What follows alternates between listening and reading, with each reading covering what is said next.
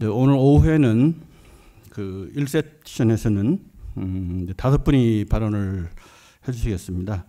먼저 오마르 페레즈 로페즈, 쿠바에서 오신 오마르 페레즈 로페즈를 소개합니다. 스탠드업. 플리즈 스탠드업. 박수로 먼저 해주시고요.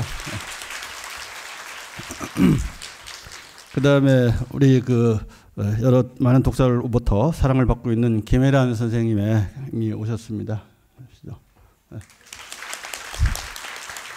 그리고 젊은 소설가로 아주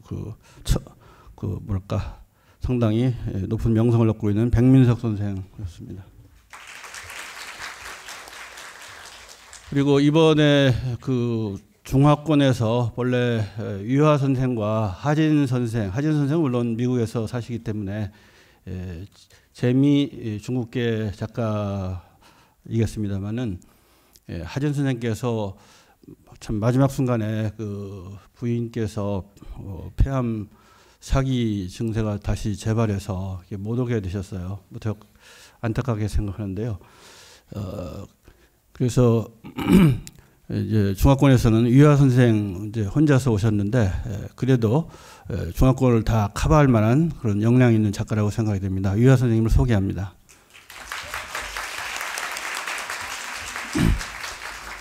그리고 글을 읽으면서 무척 참 재밌고 날카롭고 좀 상당히 의표를 찌르는 방향으로 글을 쓰시는구나 느꼈는데 장강명 선생 오셨습니다.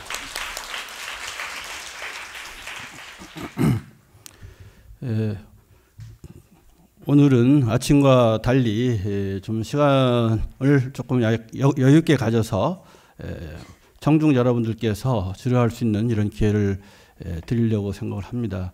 다만 직접 질의를 이렇게 일어나서 하시는 것보다 미리 종이 쪽지에 이렇게 그 문의사항을 적으셔서 우리 진행 요원께 전달해 드리면 그걸 종합해서 제가 그 질의를 드리는 방식으로 이렇게 진행할까 합니다. 저는 한국외국어대학교 중국언어문학부에서 가르치고 있는 박재호라고 합니다.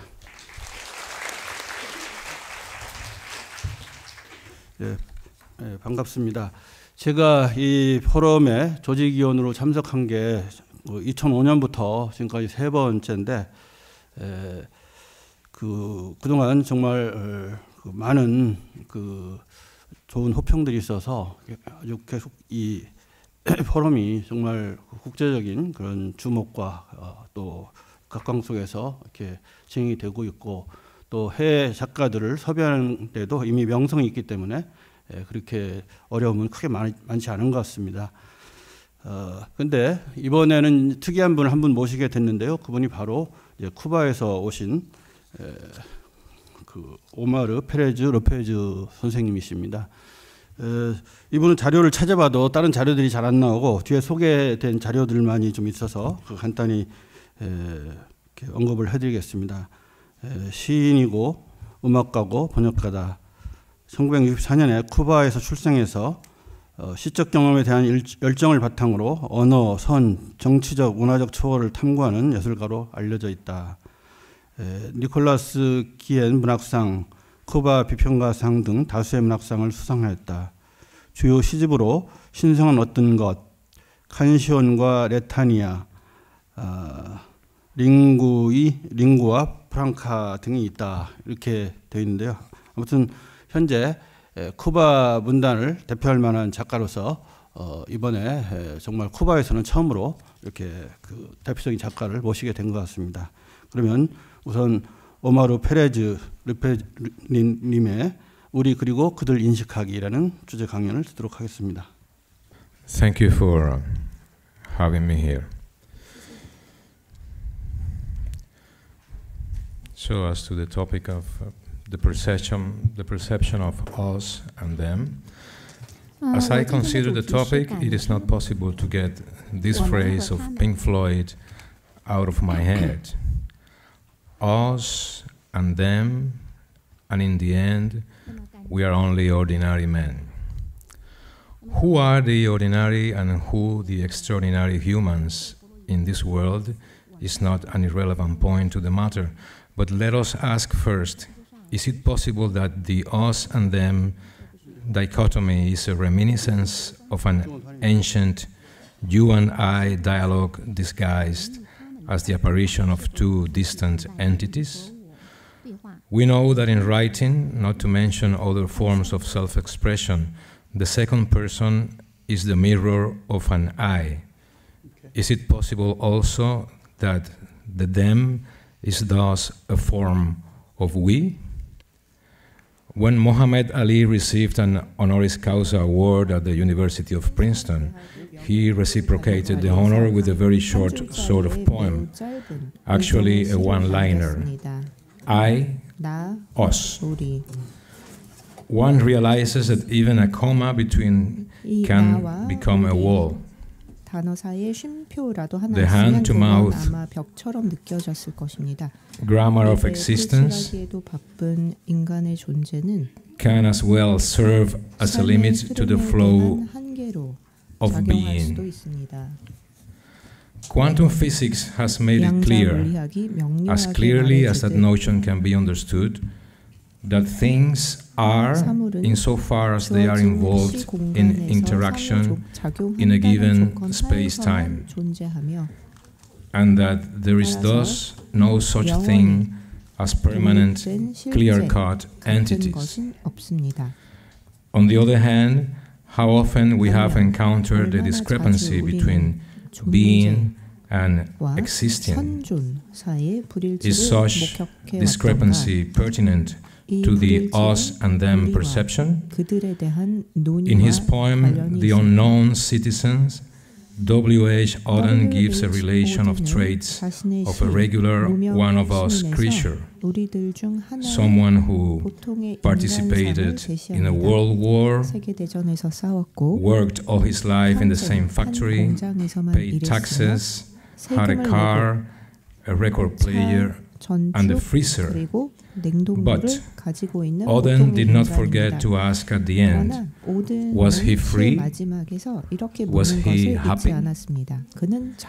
As if underlining the probability of two lives, one measurable, made out of statistical interpretations of existence, and another life irreducible to measure, composed of the joyful facts of just being.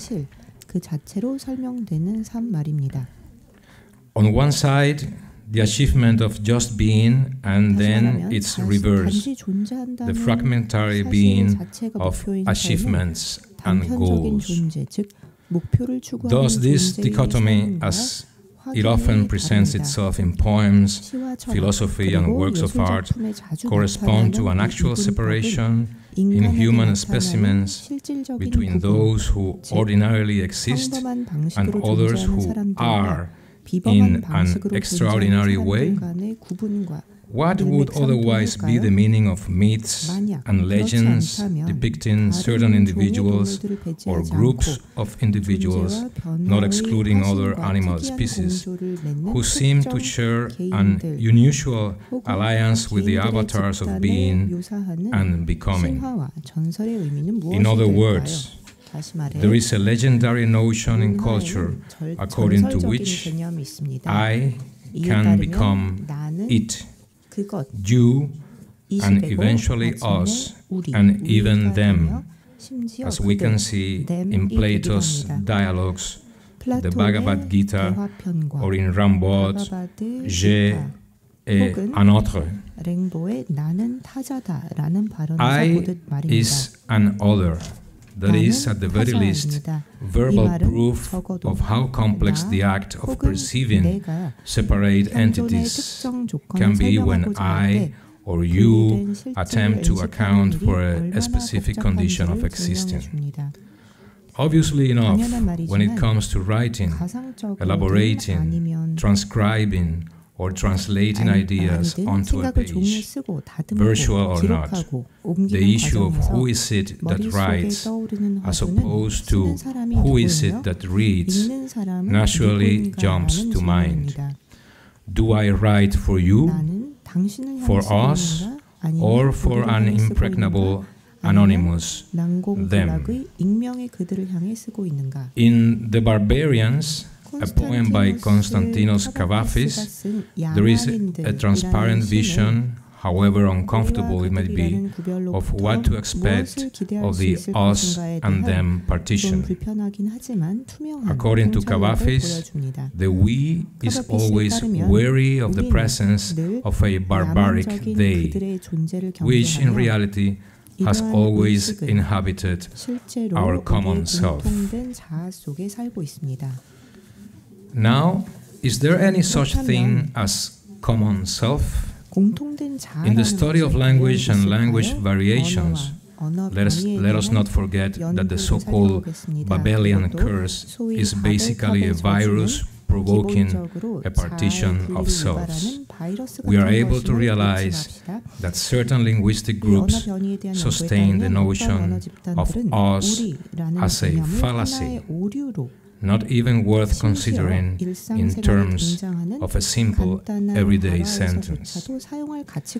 Some languages, like the Lakota of the Sioux of North America, do not possess a cellular plural frozen into an us, but only an accumulation of I's, that is, me and you and she and he. Inevitably, we must deal with a lot of platitudes and cliches as we approach the boundaries between language and perception and the perceptions of language, because such events are heavily based on the production of cliches and commonplaces. I needs to organize what it perceives by separation and classification as much as it needs, in other, perhaps more radical situations, to relinquish piecemeal perception in order to perceive a whole which is far beyond the necessities of a fragile individualness.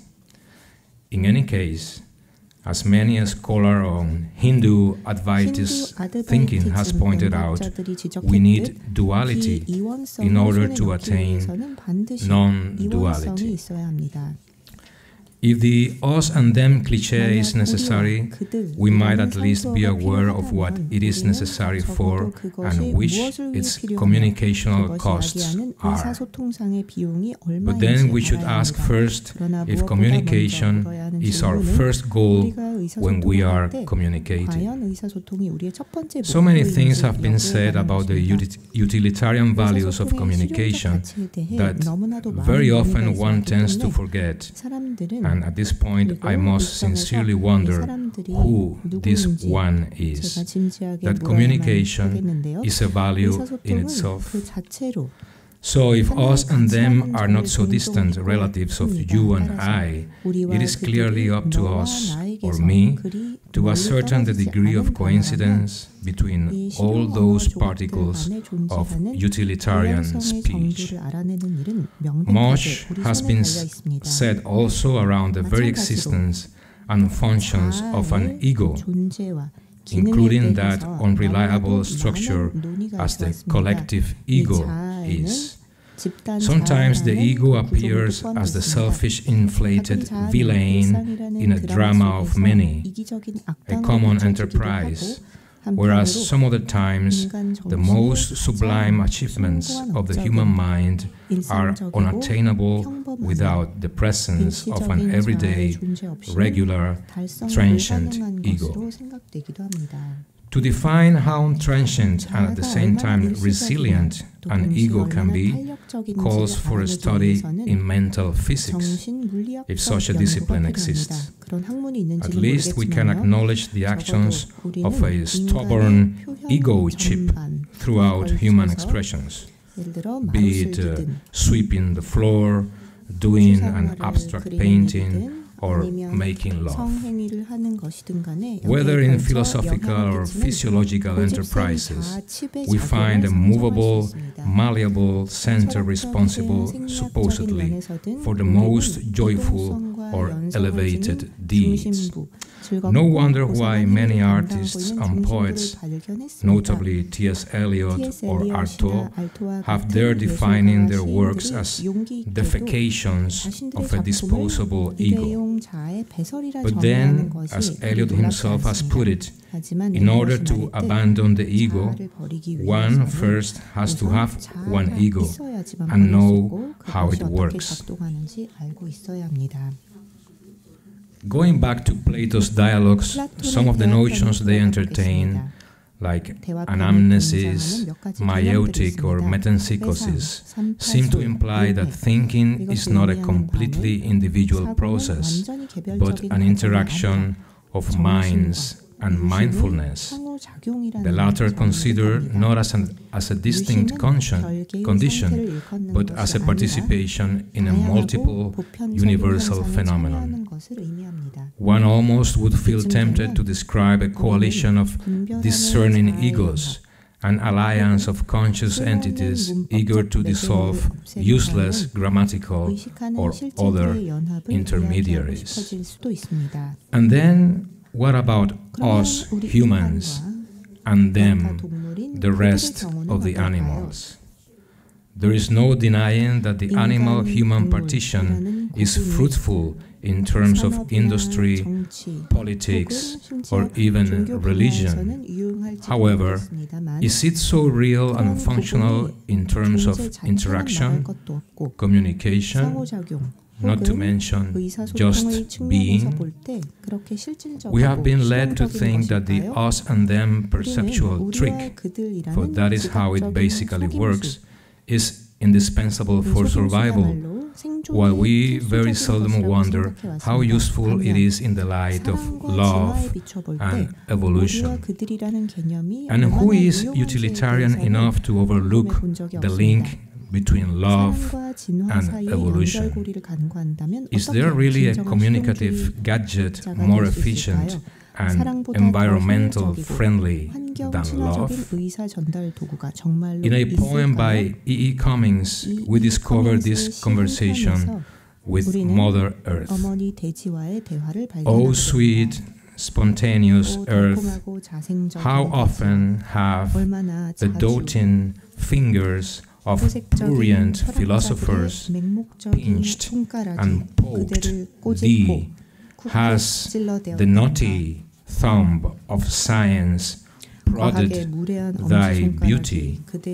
How often have religions taken thee upon their scraggy knees, squeezing and buffeting thee, that thou mightest conceive gods, but true to the incomparable couch of death, thy rhythmic lover, thou answerest them only with spring.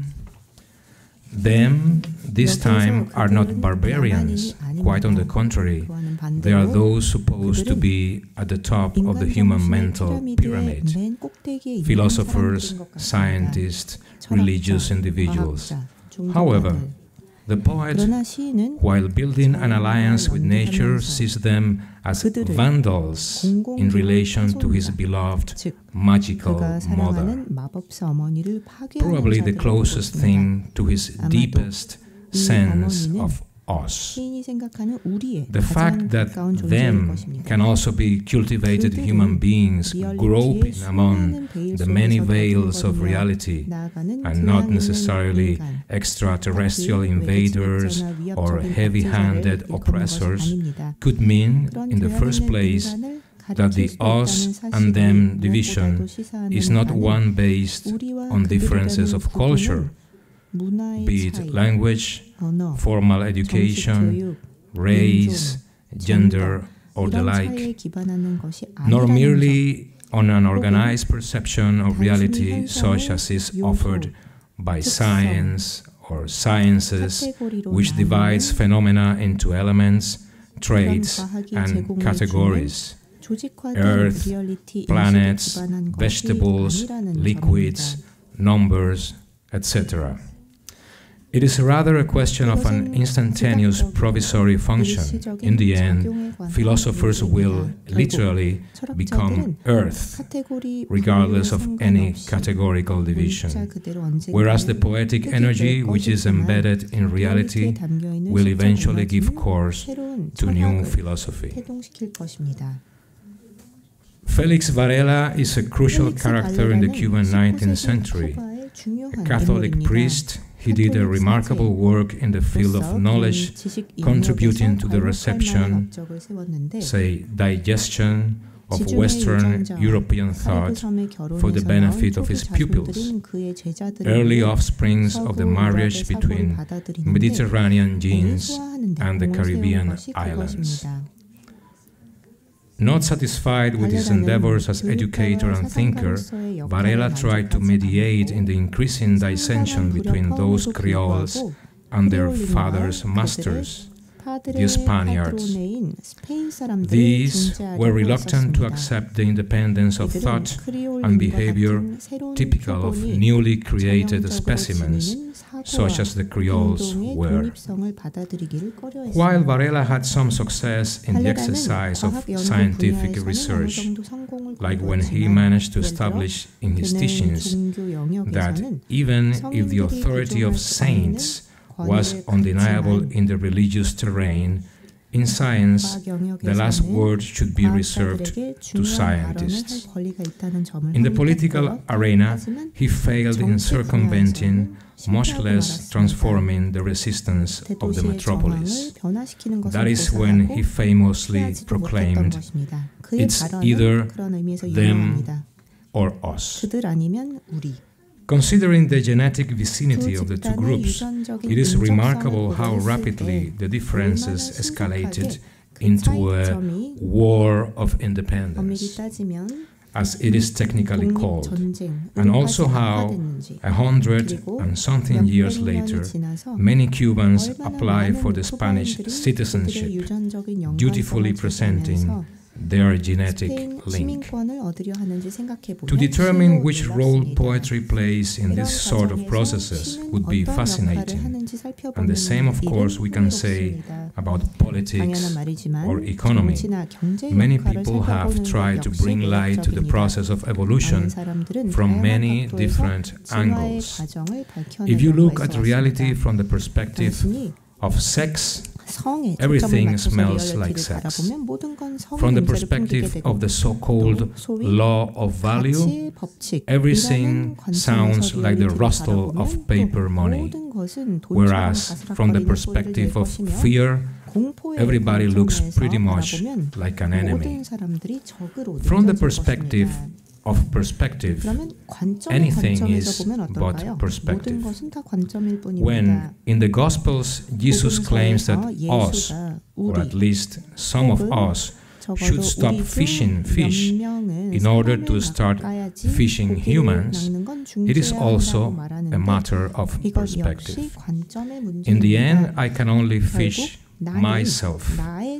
Eventually, this self will be fished by us or them or whatever is there beyond grammar. Going back to the Cuban 19th century, we find another remarkable character, Andrés Petit, someone who, like Varela, decided to operate in the field of cultural translation. Determined to foster the assimilation of African magical practices into a local religious system, back then still in the making.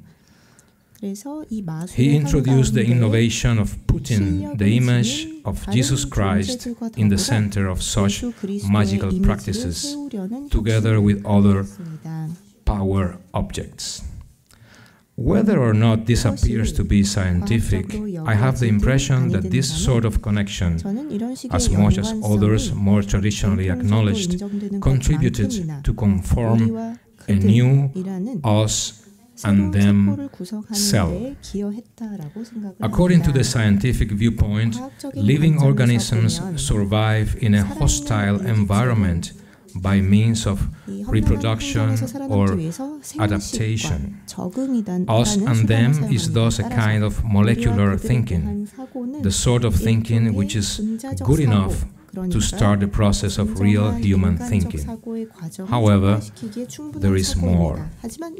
What happens when us and them is not enough, as in poetical thinking? Take, for instance, the notion of influence in art. This notion has a clear scientific flavor. It is a sort of medical or meteorological metaphor destined to explain how two or more poetical organisms, whether they are called poets, poems, or even verse, coincide in a certain point of expression, be it tone, sound, intention, meaning, and naturally enough, word choice. According to this viewpoint, an organism influences another in an A-B timeline, while there is also a barely disguised antipathy towards less important organisms, such as minor poets or artists, that is, those who are always in the B spot. Luckily, there is also the C organism to receive the information delivered by B, and so forth. It sounds very much like an Olympic gold, silver, bronze medal cycle. In fact, it is just another metaphor of biological competition or contest translated to the cultural field. Competition, that is to say, purpose. Purpose is the golden rule of civilized life. Some people would automatically rule out civilized. They would tell you that life itself is nothing but competition, thus justifying wars and other forms of organized violence. Then the role of culture would be to make this primitive, archaic impulse look like as civilized, meaning entertaining as possible. The show must go on, regardless of how obsolete or even vestigial the organ of violent competition is. On the other hand, not everything seems to have a purpose or be busy with controlling, defending and attacking activities. It would suffice to open your eyes and look around to realize how much there is which is unoccupied by the tasks of vanquishing and being vanquished. When Hamlet declares that to be or not to be, that is the question, he's not going after the gold medal. He's just singing the world as it is. Does that mean to say that poetry is disinterested, purposeless? To look at poetry still from the perspective of interest and purpose is to follow the same game of contraries. We have to accept that there exists also a poetical perspective that can function very well without the help of a specific goal, whichever that is.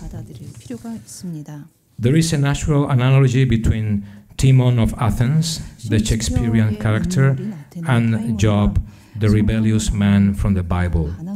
Both Timon of Athens and the book of Job are essays on contradiction, and they both depict the disruption of social grammar. The way we think about us, them, you, and eventually I is disturbed by a catastrophic event. In the case of Job, the disruption is placated by literally a deus ex machina intervention. In the case of Timon, the disturbance ends up being irreversible. The role of catastrophes in the conformation of social conscience has been perhaps sufficiently studied. And on the other hand, the story of Job is so well known that it is unnecessary to go over it now. What could be necessary is to understand, at this point of our common story, how the place of individual relates to the communal in times of a crisis. According to Slavoj Žižek, the specific role of Christian thought starts with Job, and that line of thinking is very much based in the assumption that, contrary to popular religious or superstitious conceptions, there is no meaning in catastrophes. For some, like the Italian writer Primo Levi, who survived a Nazi concentration camp, the reality of Auschwitz and the idea of God cannot be so easily reconciled. That is, when human beings, in a different light, turn to one another and to that unknown realm which the One Self is. Job's poem gives voice to a polyphony of contradictions or counterdictions between the brand new I of the sufferer and that which this sufferer calls, ironically enough, the voice of the people. If we could detach ourselves a bit from this polyphony, we would notice that each and every voice is singing, practically speaking the same message. God is right. God is wrong. But in the end, we cannot know his reasoning, which equals the reason of things. As Eliphaz, one of Job's contradictors, puts it, do you think that man, however wise, can be of any use to God? In reverse, and this is Job's suspicion, the same question runs between the lines.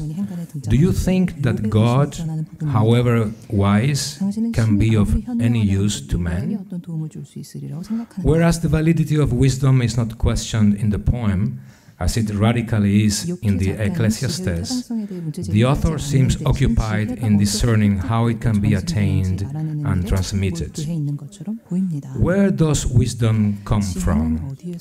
Where does intelligence abide? Man does not know its value, nor does he find it in the world. The abyss says, I do not have it, and the sea, it is not here.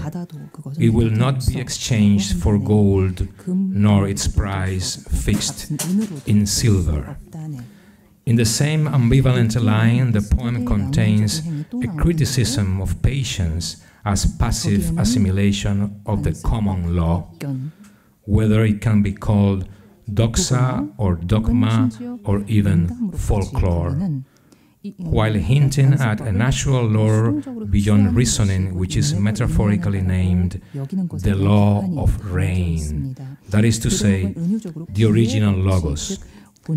While the author of the book of Job is concerned with wisdom and its circulation, in Timon of Athens, Shakespeare is busy exposing how wisdom is closely related to the circulation of money, that symbolic unit which Karl Marx called the self of the other. Timon is an Athenian nobleman who gives away his money, that is, his own self, for the benefit of a consumerist and hypocritical community of flattering lords and senators. When prodigality surpasses economic reasoning, Timon becomes first a debtor, then an outcast, literally a prodigal son in the common law of value, and finally a sworn rioter and a madman to the world, very much like Job, and for that matter, very much like Christ. As one of the characters of the play puts it, man must learn now with pity to dispense, for policy sits above conscience. So much for wisdom, and so much also for the symbolic value of money, because being has been outcast from the circulation process, which is now a question of having and accumulating. When another character makes the demand to banish usury that makes the Senate ugly, one cannot help remembering Ezra Pound denouncing in his 45 Pisan canto the contra naturam practice of speculation, raging against those who Timon calls affable wolves. Nor can we forget how Ezra Pound was eventually condemned as a traitor and then as a madman. Timon's rage is directed towards the measurability of kindness. He says, "Cut my heart in sums and tell out my blood." He claims before leaving Athens, the mythical cradle of democracy, to live and die in the woods, where he shall find the unkindest beast more kinder than mankind. When Timon declares, "I am a misanthropos," he goes one step further than Job in his rebellion against common sense, because Job still appeals to the ultima ratio of God, who is a typically anthropological sense unit. He remains attached to the world of reason and unreason. As Timon answers to one of his many contradictors, "I do wish thou wert a dog, that I might love thee something." He not only leaves behind the commonsensical assumption that only humans, as God's favorites, are supposed to enjoy the primacy of love, but also entertains the no less commonsensical notion that animals, meaning them animals, as non-thinking beings, are entitled to innocence, which is another anthropological fabrication. It is true that in such critical moments, against the background of political us and them disruptions, the I in anger, while defying the whole fabric of politic love, as Shakespeare calls it, claims for a new type of love. It is then that he resorts to nature and them animals. Shakespeare is aware of this back and forth projection process when he has Timon saying, "Give to dogs what thou deniest to men," as if forgetting that dogs are also a human creation, or at least a case of human participation in the act of creation. This unending stream of projections between humans, gods, and them animals has haunted the mind ever since there was something we can call the mind. Sacrifices to gods or to God, which from the perspective of the slaughtered animal must be pretty much the same, are a good example of these mental transitions. Humans sacrifice them animals to propitiate those gods who are a projection of our best capacities. When this is not enough, we sacrifice other humans by means of war, starvation, or more elaborate means such as paid work. The Aztec civilization is a famous example of the practice of human sacrifice. However, whereas the Aztec offered an explicit discourse, however infamous, on the necessity of this practice and a detailed elaboration of the ensuing methods, this civilization of ours is not so open in this respect. In one of his dialogues in the woods, this time with a bandit who justifies his want of money by saying, "We cannot live on grass, berries, water, as beasts and birds and fishes," Timon retorts, "You must eat men, love not yourselves, rob one another." From Job to Shakespeare, from Homer to Auschwitz, there have been several thousand years of common living experience and numerous examples of poignant and heartfelt analysis of that experience. Yet, the notion of separation among beings is so much stronger that not even the apparition of a line of reflection on the interdependence of all existence from, say, Zen Buddhism to quantum physics, has been able to change that tide of thinking. The fact that a human embryo in its development resembles other animals, like fish or reptiles, with which it shares a genetic heritage, does not seem enough to make us think of us as a wider family. We opt for separation, and going back to the idea of sacrifice, the invention of God comes handy. The concept of sacrifice is indeed very similar to the concept of money. It is a never-ending game of intermediaries. Since it is obvious that the amount of sacrificing has been more than enough, the question is, how external is this eternal debt? Is it a debt that, as some poets have claimed, we acquire through the mere revenue of living? As does Calderón de la Barca in La vida es sueño, life is a dream. For the greatest sin of man is being born, he says. And in that case, who's to pay? Us or them?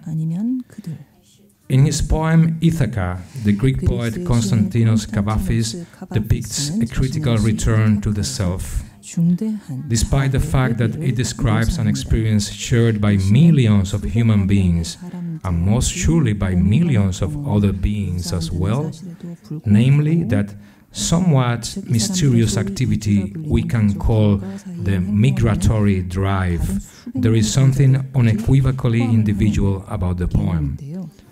The voice of this Odysseus has a distinct tone of self-conscious sadness, which has nothing to do with pessimism or fatalism. It is not a philosopher's voice. It is a traveler's voice. This sadness attempts to summarize the whereabouts of this endless journey within a journey that we know by the name of evolution. Human beings carry in their genes an ideal that, if misunderstood, can lead in the way towards superiority and the exercise of the so-called free will. Basically, the will to prevail no matter what.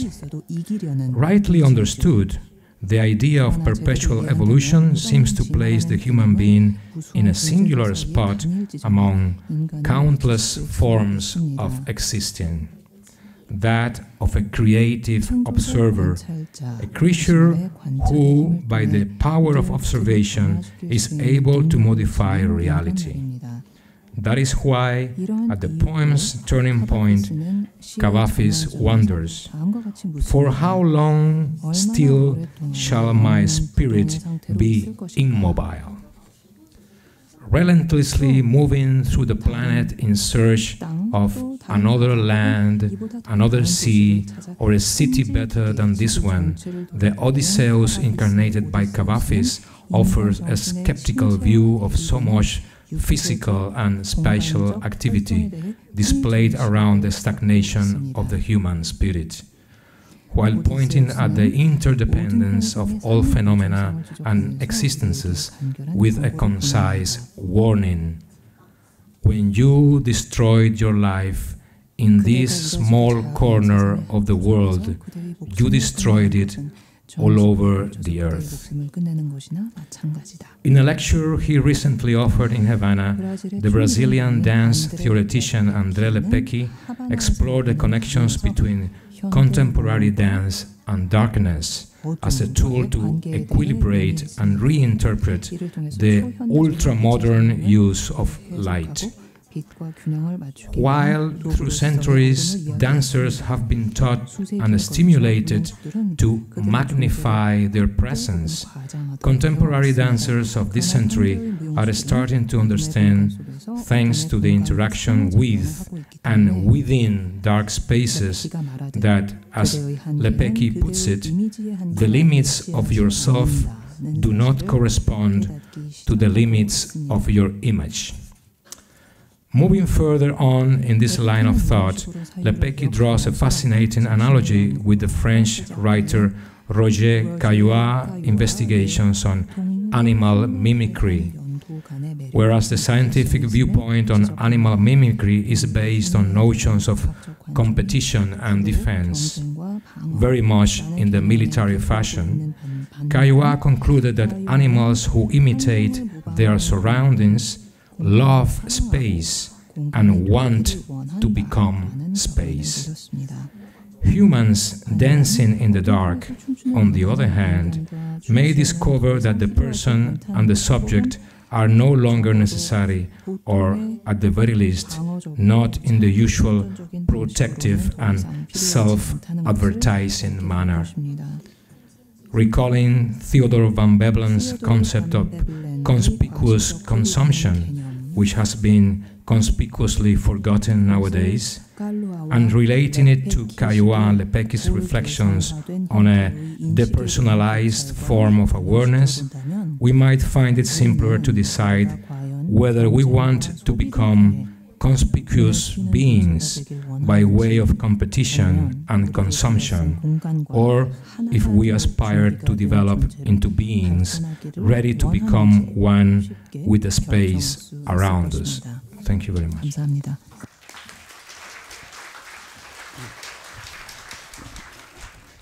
대단히 감사합니다. 우리 로페즈 선생님은 상당히 철학적인 성찰이 가득 담긴 이런 방식으로 우리 그리고 그들 인식하기 이런 테마에 항상 그 테마를 향해서 뭔가 사색을 또 벗었다가도 보여주고 벗어났다가도 보여주고 하면서 다양한 얘기들을 많이 하고 있지만서도 그 테마에 충실하게 발언을 해주신 것 같습니다. 특히 목소리가 이 낭송하는 목소리 같아서요, 뭔가 하나의 철학시, 한편의 철학시를 이렇게 듣는 듯한 그런 느낌이기도 했습니다. 대단히 감사하고요. 시간이 약간 좀 지났는데 다음 분들은 30분을 잘 지켜주시기 바랍니다. 그러면 25분 정도로 이렇게 발언을 해주시면 고맙겠고요. 두 번째 발언은 우리 김혜란 선생님께서 점선 면겹 이렇게 이 제목으로 해주시겠는데요. 김혜란 선생님은 소설가로서 1980년도 인천에서 출생해서 한국예술종합학교 연극원 극작과를 졸업했습니다. 사소한 소재들에서 사소하지 않은 새로움을 발견하는 감수성과 함께 화려한 수식어나 관념적 묘사를 배제하고 짧은 호흡을 구사하는 문장으로 사랑받고 있다고 이렇게 합니다. 달려라 아비, 침이 고인다, 비행운, 두근두근 내 인생 등의 작품이 있고, 또 대삼 문학상, 한국일보 문학상, 김유정 문학상, 이상 문학상, 신동엽 문학상, 프랑스 주목받지 못한 작품상 등을 수상했는데요. 이런 평가가 있어요.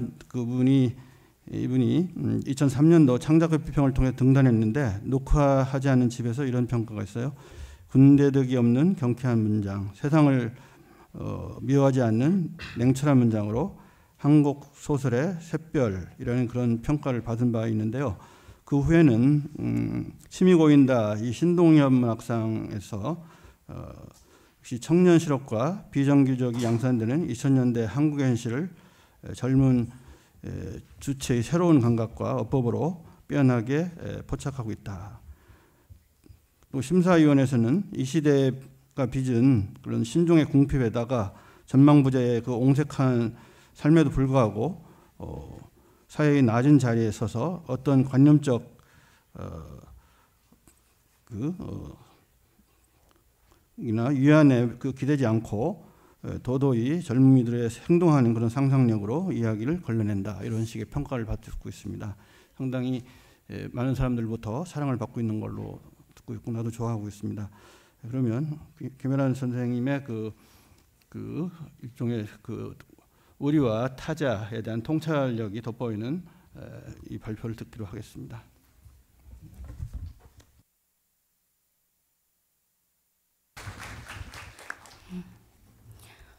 예, 준비해온 원고 읽겠습니다. 점선 면겹. 네, 책상 왼편에는 작은 탁상용 달력과 연필꽂이, 연필가가 일렬로 놓여 있다. 흰 타일 소재의 네모난 연필꽂이에는 여러 종류의 연필이 꽂혀 있는데 대부분 누가 준 거다. 먼 나라에 다녀온 작가가 기념으로 한 자루. 수첩 하나를 끝까지 다 못 써 늘 죄책감에 시달리면서도 새 문구를 끊임없이 사들이는 친구가 또 한 자루. 새로 나온 문학 잡지를 사고 기념품으로 받은 것 몇 자루. 가만 보면 생산국도 제각각이라 가끔 세 개의 나무들이 비죽 솟은 작은 숲을 옆에 끼고 작업하는 기분이 든다. 급히 떠오르는 생각을 메모하거나 갓 출력한 원고를 다듬을 때, 혹은 탁상용 달력에 중요한 약속을 적어 넣을 때 연필꽂이 속 연필을 손에 잡히는 대로 꺼내 쓴다. 그래도 내게 연필이 가장 자주 필요할 때는 책 펼칠 때다. 평소 문서에 줄을 많이 긋는 편이다. 이전에는 색연필이나 형광펜을 이용했는데 지금은 거의 연필만 쓴다. 어떤 문장 아래 선을 그으면 그 문장과 스킨십하는 기분이 든다. 종이 질과 연필 종류에 따라 몸에 전해지는 촉감은 다 다르고 소리 또한 그렇다. 두껍고 반질거리는 책보다 가볍고 거친 종이의 근선이 더 부드럽게 잘 나가는 시기랄까. 어디에 줄 칠 것인가 하는 판단은 순전히 주관적인 독서 경험과 호흡에 따라 이루어진다. 그리고 그렇게 줄 긋는 행위 자체가 때로는 카누의 노처럼 독서를 앞으로 나아가게 하는 힘과 리듬을 만든다. 책을 읽다 문득 어떤 문장 앞에 멈춰서는 이유는 다양하다.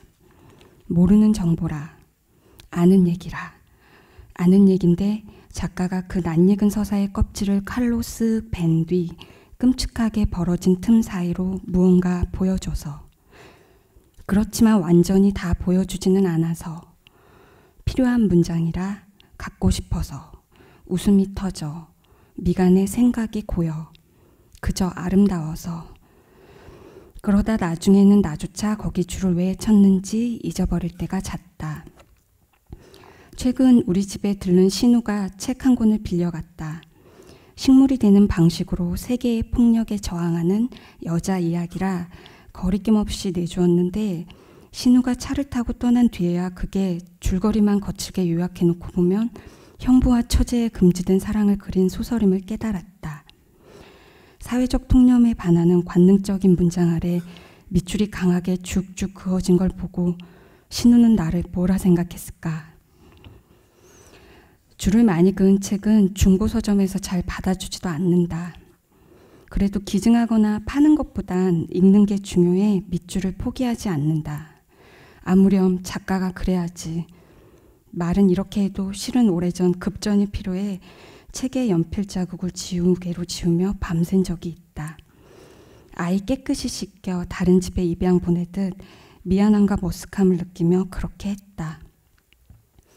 우리 집에 놀러 올 때마다 자기 책이 어디 꽂혔는지 안 보는 척 반드시 확인하는 동료 작가들이 보기에 불안한 고백일지 모르나 그런 책은 나도 알아서 잘 보관한다. 나는 내가 줄 그은 책과 잘 헤어지지 못한다. 거기 남은 연필 자국이 왠지 저자와 악수한 뒤 남은 손자국 같아. 가끔은 책 위에 남은 무수한 검은 선이 아이스링크장 얼음판에 새겨진 스케이트 날 자국처럼 보인다. 정신적 운동이랄까, 연습의 흔적. 그렇다면 나는 연필 부자인가? 그렇지 않다. 내 인생 최다 연필 쇼핑은 어느 유명한 절에서 향나무 연필 세트를 사본 게 다다. 그것도 막걸리를 먹고 들뜬 아버지가 선심스도 사준 거였다. 그때 나는 번뇌가 뭔지 자비가 뭔지 하나도 모르는 꼬마였지만 그 향나무 냄새를 맡으면 왠지 마음이 편안해졌던 기억이 난다. 한다스의 12자루, 사각사가 그걸로 한글을 익히고 덧셈과 나눗셈을 배웠겠지. 그날의 사건과 날씨를 거짓으로 지어낸 일기도 쓰고. 좋은 물건을 보면 갖고 싶고 나 역시 곧잘 사지만 동료들처럼 필기구를 수집하거나 애호하는 경지에 이르지는 못했다. 다만 나도 한번 강렬한 사재기 욕구를 느낀 적이 있는데 상트페테르부르크에 자리한 도스토옙스키 박물관에서였다. 검은 몸통에 검은 지우개가 달린 단순한 연필이었는데 거기 박힌 은빛 러시아어가 각별하게 다가왔다. 영어 알파벳이나 한자와 달리 한국에서 쉽게 볼 수 없는 활자라 그랬는지 모른다. 도스토옙스키 박물관 기념연필은 정말 도스토옙스키 박물관 기념연필처럼 생겼구나. 주위에 러시아 다녀온 사람이 많지 않으니 귀국해 문구 마니아들에게 주면 좋아하겠다. 게다가 도스토옙스키잖아. 서둘러 주머니를 뒤지는데 현금이 하나도 없었다. 마침 일행 중 누군가 연필을 사주겠다고 나서서 미안한 마음에 딱 2자루만 집어들었다. 그러니 17세기나 18세기 무렵 북경 리우리창 거리에서 질 좋은 먹이며 붓, 섬세한 문양의 연적달 본 조선 선비들은 그게 얼마나 갖고 싶었을까. 하나 사면 2개 사고 싶고 3개 사면 그중 하나 친구 주고 싶었겠지. 내 책상 왼편에 놓인 연필꽂이 안에는 여러 종류의 연필이 들쭉날쭉 꽂혀 있다. 언젠가부터 몽당 연필도 안 버리는데 남은 페이지와 함께 조금씩 줄어든 연필 길이가 왠지 그 무렵 책과 건넌 한 시절이랄까 시간의 마디처럼 보여서다. 늘 그러는 건 아니나 가끔 책 성격에 맞춰 연필을 고른다. 세르반테스와 만날 땐 스페인산 HB 연필이 짧게 달아 회사명이 사라졌다. 제발트를 펼칠 땐 독일산 스테들러 연필을 괜히 한번 꺼내보는 시기다. 내가 가진 것 중 자랑할 만한 연필은 시베리아 연필회사에서 만든 건설자용 연필이다. 에나멜을 입히지 않은 원목 겉면엔 건설자라는 뜻의 러시아어가 검은색으로 씩씩하게 박혀있다. 그 연필로 글을 쓰면 왠지 나도 집 짓는 사람이 된 것 같다. 자세를 바로 하고 침착한 눈으로 원고를 살피게 된다. 러시아산 연필로 읽은 책 중에 레이몬드 카버의 단편집이 있다. 이미 20여 년 전에 읽은 책이나 새 번역판이 있어 다시 펼쳐보았다. 그리고 여느 때처럼 몇몇 부분에 조심스레 줄을 그었다. 이를테면 이런 문장에 좀 두꺼운 종이를 가져오겠나? 펜이랑 그걸로 할 수 있다네. 대성당을 함께 그리는 거야. 그리고 이런 문장도 이제 거기에 사람을 그려보게나. 사람들이 없는 대성당이라는 게 말이 되겠어? 그러곤 러시아산 건설자 연필로 대성당을 읽는 건 얼마나 적합한 일인가 혼자 감탄한다. 그러다 우연히 책날개를 들춰보곤 새삼 놀랐는데 그 책 번역가가 러시아에서 우리 일행에게 그 건설자용 연필을 선물해준 소설가라는 사실을 깨달아서였다.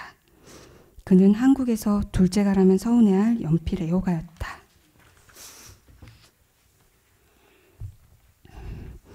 내가 아는 많은 작가들이 문방구에만 가면 중학생처럼 흥분한다.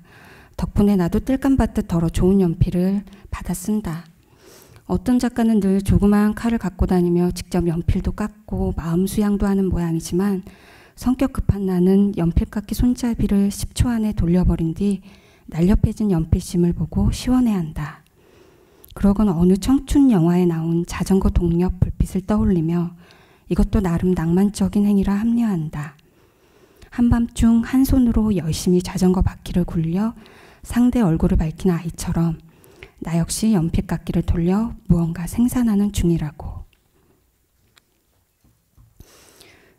그리고 내겐 아직 한 번도 깎지 않는 연필이 있다. 2014년 늦봄 어느 학생에게 받은 연필이다. 그해 나는 대학에서 학생들을 잠깐 가르쳤다. 일주일에 한 번 작은 강의실에 모여 무언가 읽고 쓰고 이야기하는 수업이었다. 수강생은 모두 5. 인원 제한을 둬 사람을 더 받지 않으려는데 수업을 꼭 듣고 싶다며 강의실에 찾아온 학생이 있었다. 이름은 Y, 영화 전공자였다. 첫날 서로 자기소개를 하고 좋아하는 작품과 작가에 대해 이야기했다. Y는 매 시간마다 반짝반짝한 눈으로 수업에 성실히 임했다. 그러다 4월 중순 이후 아무 말 없이 학교에 나오지 않았다. 들려오는 얘기론 휴학 신청서를 낸 뒤 어느 식당에서 고된 아르바이트를 한다고 했다. 자세한 사정을 알지 못한 채 수강생 중 한 명에게 Y에게 줄 게 있으니 시간 날 때 강의실에 들으라고 전화라 했다. 며칠 뒤 학교에 조금 일찍 도착해 자료 정리를 하는데 Y가 조심스레 문을 열고 들어왔다. 수업 시간 전이라 강의실 안에는 나와 Y 둘밖에 없었다.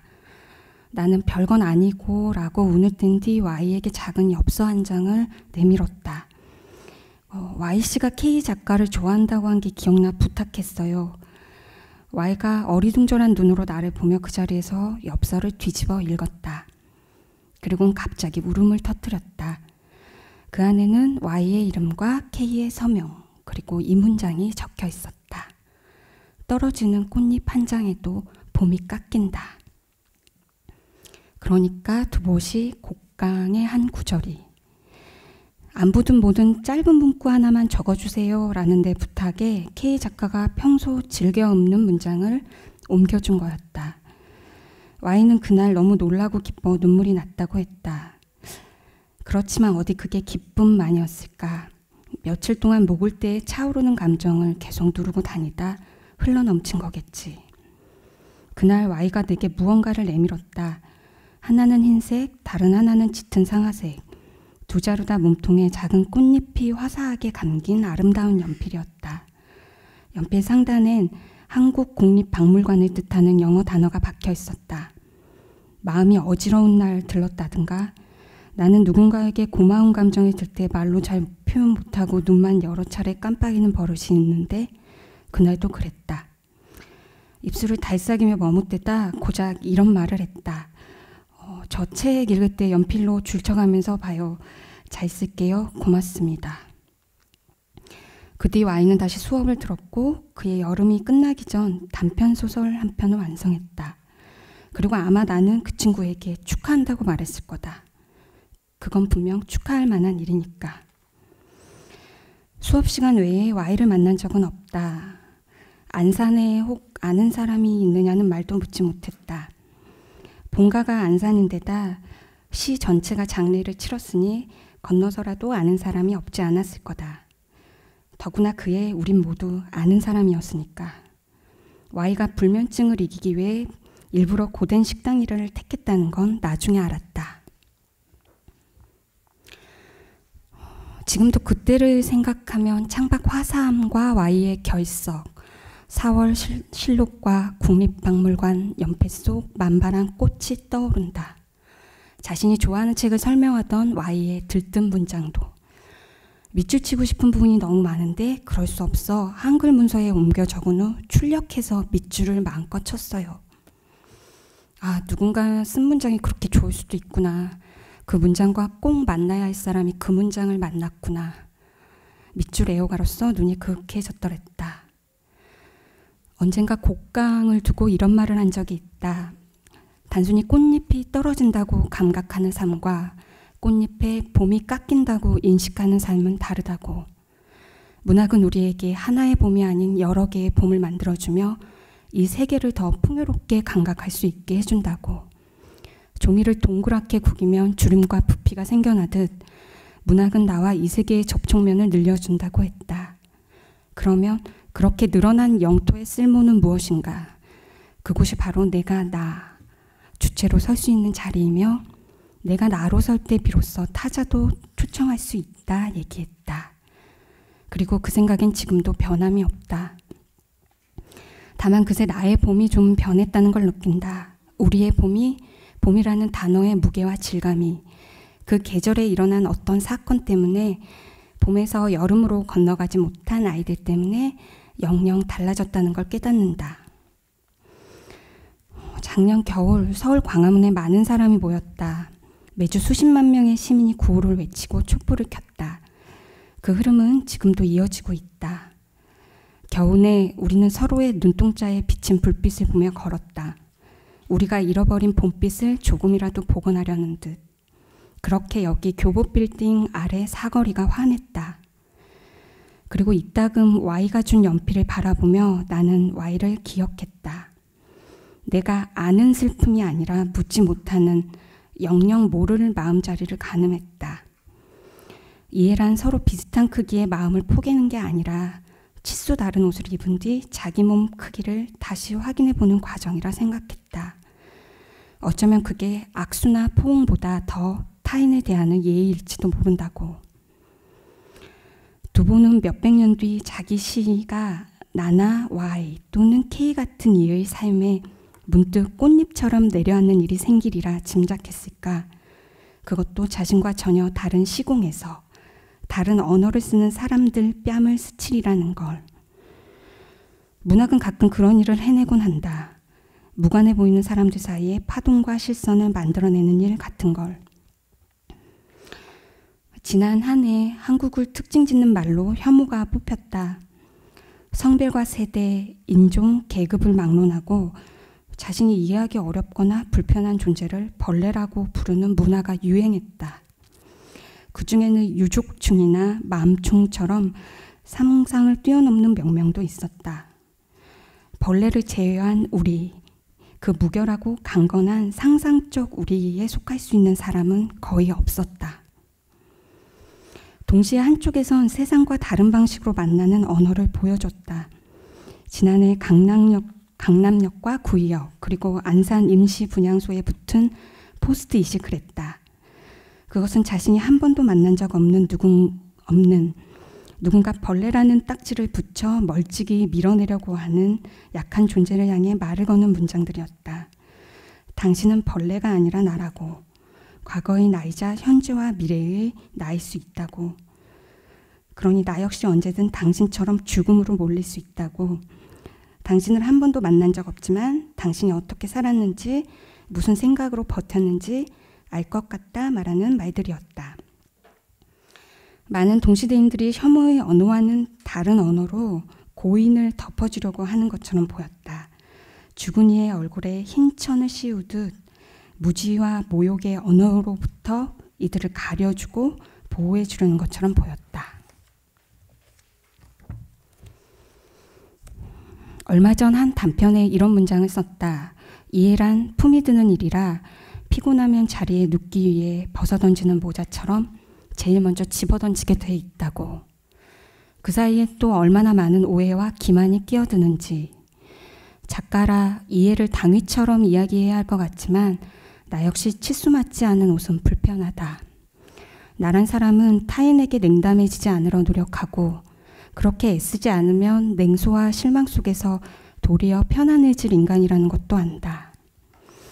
타인을 향한 상상력이 비록 포스트잇처럼 약한 접착력을 가질 수밖에 없다 해도 그런 찰나가 쌓여 두께와 무게가 되는 게 아닐까 싶다. 적어도 우리 인생 또는 문학에서 타인과 세계에 관한 한 임무 완수란 없으니까. 임무라 오해하면 숙제 같고 지치니까. 한국 사회의 상징적인 장소에 붙은 한 장의 포스트잇이 수백 수천 장으로 번졌듯 면이 겹이 되고 층이 되는 과정을 그려본다. 우리가 우리이기 이전에 유일무이한 존재임을 알려주는 말들. 그리하여 나와 똑같은 무게를 지닌 타자를 상상하도록 돕는 말을 생각한다. 우리 안으로 들어오라는 초청이 아니라 나와 너로 만나는, 그러기 위해 한 번 더 철저히 개인이 되도록 그 개인의 고유한 내면을 깊이 경험해 보도록 돕는 문학의 언어를. 최근 관절수술 전문 병원에 입원하신 시어머니 병문안을 갔다. 어머니 침대 발치에서 내게 빌린 소설책을 읽고 있는 신우를 봤다. 공용 냉장고를 여닫을 때마다 김치 냄새가 나고 환자 대부분이 노인이라 휴대전화 벨소리가 지나치게 큰 6인실 병실에서 방문 목사의 기도 소리와 텔레비전 소음, 환자들의 응석과 시기 속에서 신우는 형부와 처제의 치명적인 사랑을 그린 소설을 읽고 있었다. 그런데 걱정한 것과 달리 그 모습을 보자 이상하게 안심이 됐다. 병실에서 누군가를 돌보는 게 얼마나 어렵고 힘든 일인지 알아. 형광등 켜고 끄는 일조차 내 맘대로 못하는 공용 공간에서 가장 그리운 게 사생활임을 알아 그랬다. 독서만큼 내밀하고 사적인 행위도 없으니까. 몇몇 문장 앞에서 사적으로 맑아지는 기분이 들지 않았을까 짐작했다. 더불어 책은 어디에나 있는 것, 어디에 있어도 좋은 것이란 생각이 들었다. 신우는 어떤 문장 앞에서 오래 머물렀을까? 그 문장은 무엇이었을까? 아니, 신우의 무엇이 그 문장을 오래 붙들게 만들었을까? 이런 상상을 하는 법도 나는 책에서 배웠다. 연필 쥔 손에 힘을 주면 책에 흐릿한 홈이 파인다. 그 홈에는 내가 어느 문장에 선 그은 순간 느낀 감정과 시간이 고여있다. 그래서 가끔 그 홈이 물고랑 밭고랑 할 때 고랑처럼 느껴진다. 나와 내 자신을, 현재와 과거를, 우리와 타자를 잇는 먹고랑처럼. 천천히 그리고 꾸준히 그 선을 따라가다 보면 우리 이야기도 언젠가 두보의 식구처럼 누군가의 삶과 만나게 될까? 그럴 수 있다면 좋겠다. 그 스침이 혹 꽃잎 한 장의 무게만 갖는다 해도 이야기에 이어달리기, 이야기의 바통 터치가 계속되길 바란다. 대부분의 연필이 길고 둥근 이유도 실은 그 때문이지 않을까?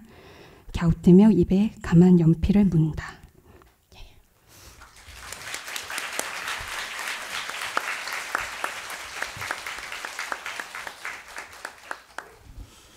네, 대단히 감사합니다.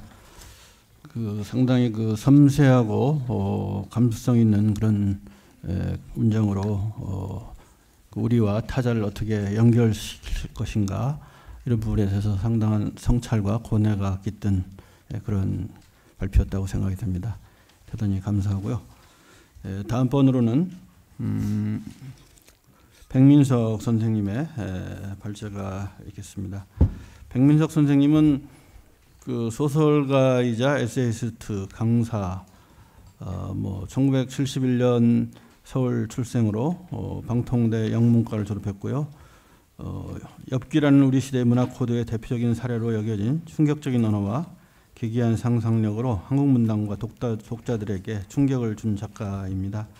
16, 믿거나 말거나 박물지, 혁구세 남자, 헤이 우리 소풍 간다, 내가 사랑한 캔디, 불쌍한 꼬마 한스, 목화밭, 엽기 전 등의 작품이 있습니다. 평가들이 상당히 다양한데요. 뉴웨이브의 아이콘, 또는 90년대, 그다음에 분노와 증오, 기괴한 상상력으로 아주 압권하고 있는 작가, 또 한국 베흐트의 SF 작가 10인 중에 한 사람, 이런 등등 다양한 평가가 있고요. 2003년에 절필했다가 한 2013년에 다시 문단에 다시 재입성했는데요. 상당히 좀 주목을 받고 있는 그런 작가입니다. 오늘은 아주 또 다른 의미에서 우리에게 충격을 줄 수 있는 그런 발언을 해주리라고 기대합니다. 네, 발표해 주십시오. 좀 빨리 읽겠습니다. 타자의 장소. 제발트의 소설 아우스터리츠에는 기묘한 장면이 나온다. 자기 출생의 흔적을 쫓는 아우스터리츠는 마리와 함께 옛 체코슬로바키아의 온천 도시를 찾는다. 그곳에서 호텔에 묵는데 마리는 짐을 풀며 방의 이것저것을 꼼꼼히 살펴본다. 방은 살롱처럼 크고 벽은 낡은 문직 벽걸이 양톤자로 덮여있고 골방의 침대는 한눈에 봐도 지난 시대의 것이다. 마리는 욕실로 들어가 수도꼭지와 샤워기까지 돌려보고는 이렇게 말한다. 그러고는 마침내 다른 것은 모두 정상인데 책상은 수년 동안 먼지를 털지 않은 듯한 인상을 주는 것이 기이하다고 말했어요.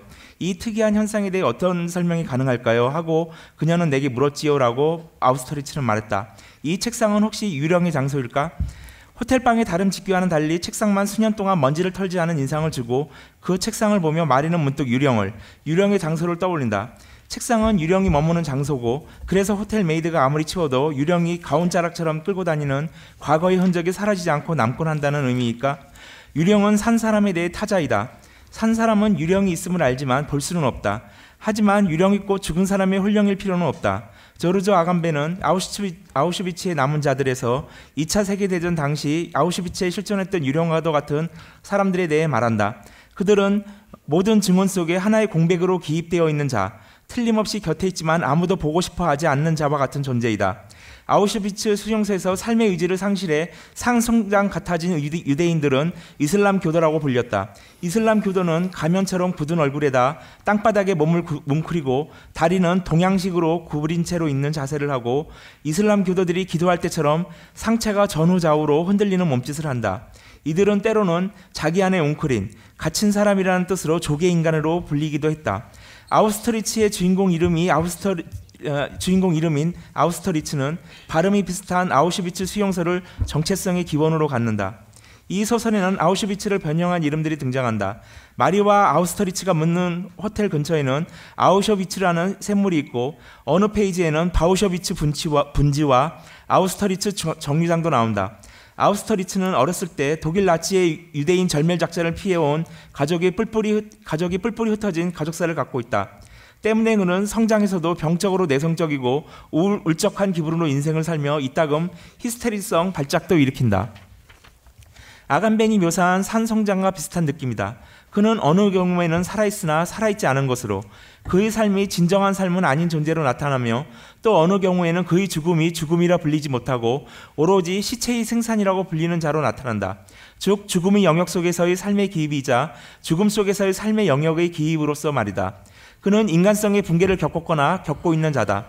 이슬람 교도는 집요하게 인간으로 나타나는 비인간이지만 그는 또한 비인간적인 것과 별개로 말할 수 없는 인간인 것이다. 유대인은 나치 인종주의자들에 대해 타자였고 아우슈비츠는 그러한 타자가 격리되어 죽어간 장소였다. 아우스터리츠의 정체성의 기원이 아우슈비츠 수용소에 있다는 사실을 깨닫는 순간 독자들은 아우스터리츠의 문체가 어째서 그토록 둔중하고 질질 끄는 발걸음처럼 무겁게 읽히는지 마음으로 이해하게 된다. 아우스터리츠의 문체는 수용소 성장들의 느릿느릿 길게 늘어지는 발걸음을 재현한 것일 수도 있는 것이다. 아우스터리츠는 아우슈비츠의 영혼 일부를 사로잡힌 인물이며 아우스터리츠는 그러한 인물의 삶의 내용이 아닌 삶의 형식을 문체와 양식으로 재현한 소설일 수도 있다. 그래서인지 소설 전체가 유령의 장소처럼 보이기도 한다. 지난 2016년 7월 나는 스페인의 북부도시 팜플로나에 있었다. 팜플로나는 한국에서도 잘 알려진 산티아고 순례길에 위치한 천년의 고도이다. 투 경기장으로 가는 좁은 돌바닥 도로에 성난 황소들을 풀어놓고 사람들이 일부러 쫓겨다니는 산페르민 축제가 열리는 도시이기도 하다. 팜플로나는 스페인 지방의 옛 건축물과 정치, 성곽이 보정되어 있는 구도심과 서울과 마찬가지로 빌딩과 현대식 주거공간으로 이루어진 도시 매각으로 선명하게 나누어져 있다. 축제의 소몰이 경기는 구도심에서 벌어진다. 소우리에서 6마리의 투우형 싸움소가 풀려나면 그 앞에 진을 치고 있던 수천 명의 사람들이 일제히 투우 경기장을 향해 달리기 시작한다. 흥분한 소들도 1m가 넘는 날카로운 뿔을 앞세우고 사람들을 뒤쫓는다. 투우 경기장으로 이어지는 그 길은 다른 길과 연결되는 길목마다 임시 벽을 세워 소들이 다른 곳으로 빠져나가지 못하게 한다. 소우리에서 투우 경기장까지 1km 남짓한 그 축제의 길은 소들에겐 한번 들어서면 다시 돌아오지 못할 길, 죽음으로 가는 단 하나의 외길이 된다. 싸움소들은 오후에 진행되는 투우 경기에서 6마리 모두 흙바닥에 피를 뿌리며 죽을 때까지 구경거리가 된다. 산페르민 축제에는 사람들을 매혹시키는 여러 가지 유인 요소들이 있다. 그중 하나가 드레스 코드로 축제에 참가하는 사람이면 누구나 아래 위 흰색 겉옷에 바스크 스카프로 알려진 붉은색 손수건을 목이나 어깨에 두르게 한다. 새벽에 팜플로나에 도착한 나도 노점에서 붉은 손수건을 사 목에 둘렀다. 이러한 드레스 코드는 단순한 상술만은 아니다. 그보다는 지역사회에 오랜 세월 뿌리를 내린 전통에 더 가깝다. 한적한 주택가에서도 드레스 코드를 맞춰 입은 시민들을 흔하게 볼 수 있기 때문이다. 관광객들, 일본인이나 나 같은 동양인들도 붉고 흰 드레스 코드를 맞추고 팜플로나 축제에 참가했다. 내가 팜플로나에 있던 3박 4일 동안 유일하게 드레스 코드를 갖춰 있지 않은 사람들은 흑인들 뿐이었다. 흑인들은 드레스 코드에 대해 한마디도 들어보지 못하던 사람들 같은 옷차림으로 팜플로나 거리 곳곳에 나와 있었다. 흑인 대부분은 구도심이나 외곽의 번화가에서 길거리에 좌판을 깔아놓고 노점을 하고 있었다. 드문 경우 관광객이거나 상점 점원이기도 했다. 하지만 어떤 경우에도 드레스 코드는 맞춰 입지 않았다. 팜플로나에서의 이 경험은 내게 투우 경기보다 더 강한 충격으로 다가왔다. 흑인들은 드레스 코드를 하지 않는다. 혹은 거부한다. 혹은 모종의 관습적 규범에 의해 금지되었다라는 사실을 깨달았을 때 나는 한동안 정신이 멍해졌었다. 자신있게 말하지만 팜플로나 시내를 쏘다니던 그 며칠 나는 상하이에 붉은색 스카프를 두른 흑인은 단 한 명도 보지 못했다. 시내에서 드레스 코드를 하지 않은 백인은 있었지만 흑인이면서 드레스 코드를 맞춰 입은 사람은 없었다. 흑인들은 팜플로나가 구도심과 현대적인 외곽으로 칼로 그어놓은 듯 구획되어 있는 것처럼 완전히 다른 세계에 속한 사람들 같았다. 그들은 단지 피부색이 다르고 헤어스타일이 다르고 드레스 코드를 맞춰 입지 않은 사람들이 아니었다. 드레스 코드로 상징되는 축제 문화에서 한편으로 비켜나 격리된 사람들이었다. 그렇다고 그들이 인종적 개토나 아우슈비츠에 갇힌 사람들은 아니었다. 그들은 팜플로나 어느 거리에나 있었다. 대개의 흑인들이 번화가에서 노점을 하는 것으로 보아 어쩌면 스페인 국민이 아니라 아프리카에서 건너온 난민의 일부일 수도 있었다. 하지만 그렇다고 해서 어째서 흑인 전체가 드레스 코드를 맞춰 입지 않았는지에 대한 명확한 해답은 되지 못한다. 산페르민 축제 기간에 보았던 그 흑인들은 문화적으로 완전히 단절된 채 팜플로나 시내 여기저기에 모습을 드러내는 바깥, 외부 같았다. 내부에 들어와 있는 외부, 안과 조금도 뒤섞이지 않은 채 유령처럼, 이물질처럼 떠도는 바깥. 나는 이 사실을 가볍게 말할 수 없다. 나는 한국에서 태어나서 평생 한국에서만 살았다. 2016년 이전에는 백인들이 주류인 서유럽과 북미 지역에는 발을 들여놓은 적도 없었다. 그러니 인종차별이라고 하는 것을 실제로 경험해 볼 기회도 없었고, 팜플로나에 가보기 전까진 인종차별이라고 하면 그저 백인들이 흑인들을 짐승 취급하는 것이라는 피상적인 이해만 갖고 있었다. 단 한 번도 인종차별이 한 인종 전체가 축제의 한가운데서 완전히 단절되고 격리되어 내부의 외부, 안에 출범하는 바깥의 정체성을 갖게 되는 것이라고는 생각해 본 적이 없었다. 그러고 나서 팜플로나에서 파리로 갔다. 파리에 도착한 7월 14일은 프랑스의 혁명 기념일이었다. 아침부터 상젤리제 거리에서 군사 퍼레이드가 벌어지고 저녁이 되자 에펠탑 앞 공원에서 콘서트와 불꽃 축제가 펼쳐졌다. 나는 저녁부터 공원에서 자리를 잡고 앉아 혁명을 기념하는 클래식 콘서트를 봤다. 축제를 즐기러 나온 사람들이 지평선을 이루고 있었다. 불꽃놀이는 밤 12시가 넘어서 끝났고 나는 공원을 나와 지하철을 찾았다. 어찌된 일인지 지하철역은 닫혀 있었고 파리 시민들이 출입구를 막고 있는 경찰들에게 이것저것 묻고 있었다. 나는 행인들의 물결에 휩쓸려 한참을 오픈된 지하철역을 찾아 헤맸다. 택시도 없었다. 몇 군데의 지하철역 앞에서 실망에 돌아오면서 나는 지하철역을 이제는 경찰이 아닌 자동소총을 맨 군인들이 지키고 있다는 사실을 알았다. 나는 에펠탑과 멀리 떨어진 지역에서 겨우 문을 연 지하철역을 찾을 수 있었다. 다음 날이 되어 인터넷을 보고서야 나는 지난밤의 소동의 까닭을 알고 있었다. 내가 불꽃놀이에 정신이 팔려있던 그 시간에 프랑스 남부 도시인 니스에서 테러 사건이 일어난 것이다. 범인은 오랜 세월 프랑스의 보호국이었던 북아프리카 튀니지 태생의 트럭 운전사였다. 그는 대형 트럭을 타고 축제를 즐기던 시민들 사이를 2km까지 질주했고 84명이 죽고 100명 이상이 다쳤다고 했다. 테레본 브렐은 프랑스 태생의 백인이 아니었고 이슬람 교도였다. 사건 직후 이슬람 국가 IS는 자신들이 배후라고 밝혔다. 테러가 일어난 혁명 기념일은 바스티유의 날이라고도 불린다. 앙시엔 레짐에 저항하는 흑인들이 바스티유 감옥을 습격해 혁명의 발단을 만든 날이기 때문이다. 감옥의 정치범과 시민들의 자유와 평등은 이날로 폭력으로 쟁취됐다. 그로부터 227년이 흘렀고 어느새 바스티유의 날은 이슬람 이민자가 자신의 메시지를 프랑스 지배계층의 폭력을 통해 전하는 날로 바뀌었다. 내 숙소는 몽마르트 언덕 근처 무슬림들이 모이는 거리에 있었다. 숙소도 이슬람식 이름을 갖고 있었다. 하지만 테러 사건 이후에도 별다른 동요는 느껴지지 않았다. 관광객인 내가 할 수 있는 일이라고는 그저 가슴을 쓸어내는 일뿐이었다. 1789년에 그랬듯이 피와 폭력으로 다시 한번 프랑스가 물든 2016년 7월 4일의 밤에 나는 우연의 덕을 봤다고 할 수가 있었다. 나는 파리가 아닌 니스의 해변도로에서 물꽃놀이를 봤을 수도 있었고 브렐이 니스가 아닌 에펠탑 앞으로 트럭을 몰고 돌진했을 수도 있었다. 테레본 브렐은 이민자이다. 그는 엄밀히 말해 프랑스 시민이다. 프랑스 시민이 된 지 10년도 더 지났고 테러에 사용한 트럭은 그가 프랑스에서 배송 사업을 하는 데 쓰는 자신의 트럭이었다. 이렇게 본다면 극동지역에서 나고 자라 2016년 이전에는 유럽 대륙을 밟아본 적이 없는 내 눈에는 무언가 이상하다. 브렐은 같은 프랑스 시민을 향해 대량살상 테러를 저지른 셈이다. 무엇이 그를 동포를 84명이나 살해할 만치 증오하고 원한에 사무치게 했을까? 우연찮게 이번 스페인 프랑스 여행에 지적이란 무엇인가와 인민이란 무엇인가를 들고 왔다. 폭력이란 무엇인가에는 이미 2005년에 프랑스를 뒤흔든 폭동이 있었다고 나온다. 이 폭동의 타깃은 무차별적이었고 이슬람 사원도 불에 탔다. 슬라예보 지적은 폭동의 성격을 이렇게 봤다. 한 사회 집단이 프랑스의 일부이자 프랑스의 시민이었음에도 불구하고 그들 스스로는 진정한 사회적, 정치적 공간에서 배제되어 있다고 느꼈으며 그래서 자신들의 존재를 대중에게 뚜렷하게 부각시키고자 했던 것이다. 싫든 좋든 우리는 여기에 있다. 애써 우리가 안 보이는 척 해봐야 소용없다. 그들 주장의 대전제는 그들이 프랑스 시민이 되기를 원하며 실제로 프랑스 시민인데 프랑스 시민으로서 완전히 인정받지는 못하고 있다는 것이다. 당시 폭동에 나셨던 이들은 그 얼마 전 내무장관 니콜라 사르코지에 의해 인간 쓰레기라고 불렸던 이들이다. 이들은 지적을 따르면 사회의 편견과 달리 어떤 종교나 민족 공동체의 일원으로서 공동체의 폐쇄적 생활 방식을 고집하며 특별한 지위를 요구했던 게 전혀 아니었다. 2016년 브렐에게 어쩌면 IS의 지령은 그저 핑계에 불과했을 수도 있다. 그는 단순히 한 사람의 온전한 프랑스인, 동등한 자유와 평등을 누리는 내국인이 되고 싶었을지도 모른다. 팜플로나의 드레스 코드 문제라든가 2005년의 폭동이나 브렐의 테러 사건에서 공통적으로 보이는 것은 무엇일까? 유색인종에 대한 차별이나 이민자 문제, 혹은 빈부 갈등, 이슬람과의 종교 갈등일까?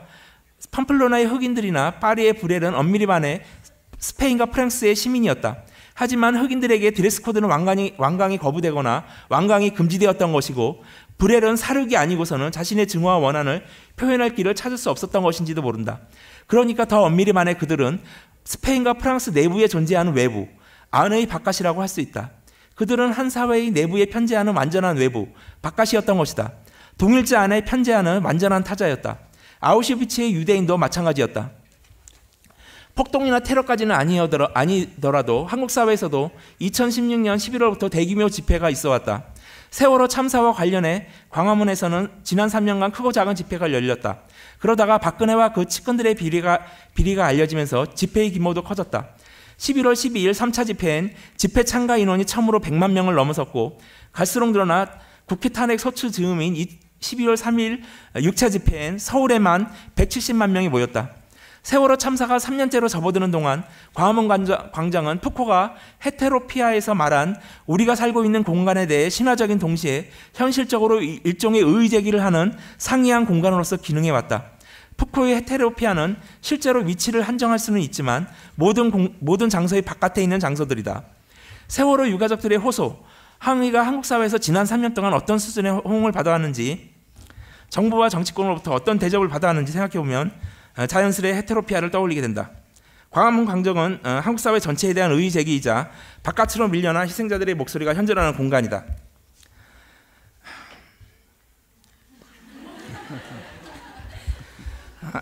세월호 유족들과 사회단체들이 매일 나와 홍보하고 항의하는 자리는 이제 광화문 텐트촌이라 불리며 한국 사회의 불의와 부패, 무기력을 증언하는 상징적인 공간이 됐다. 11월 19일 종로에서 광화문으로 가는 대로에서 고등학생으로 보이는 어린 친구들이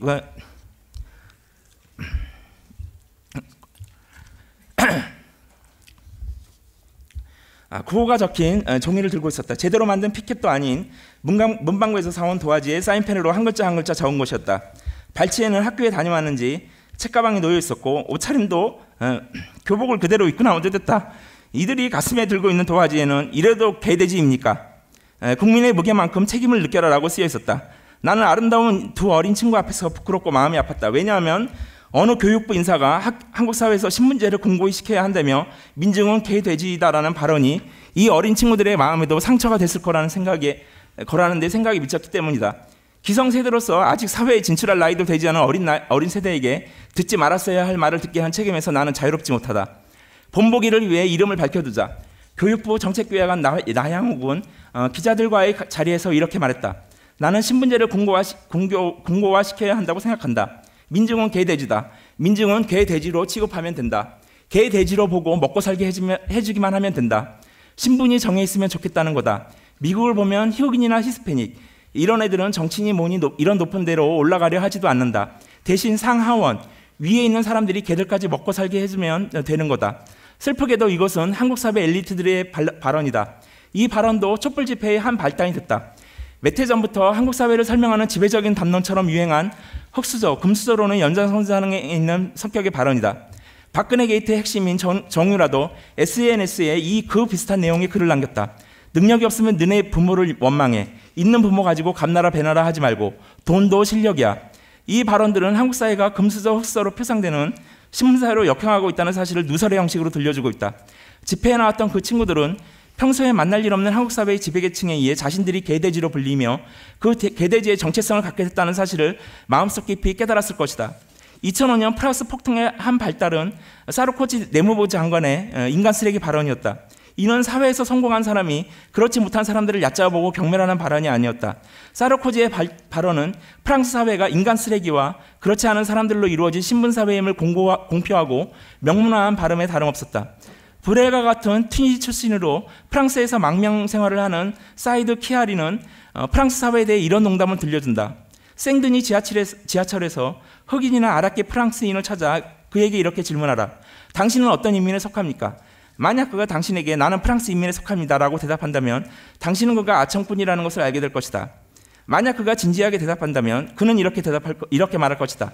나는 흑인 또는 아랍인, 베르베르인, 말리인, 모로코인, 이슬람인, 세네갈인, 알제리인, 아프리카인, 인민에 속합니다. 그 다음에는 소위 토박이 프랑스인을 찾아 그에게 똑같은 질문을 하라.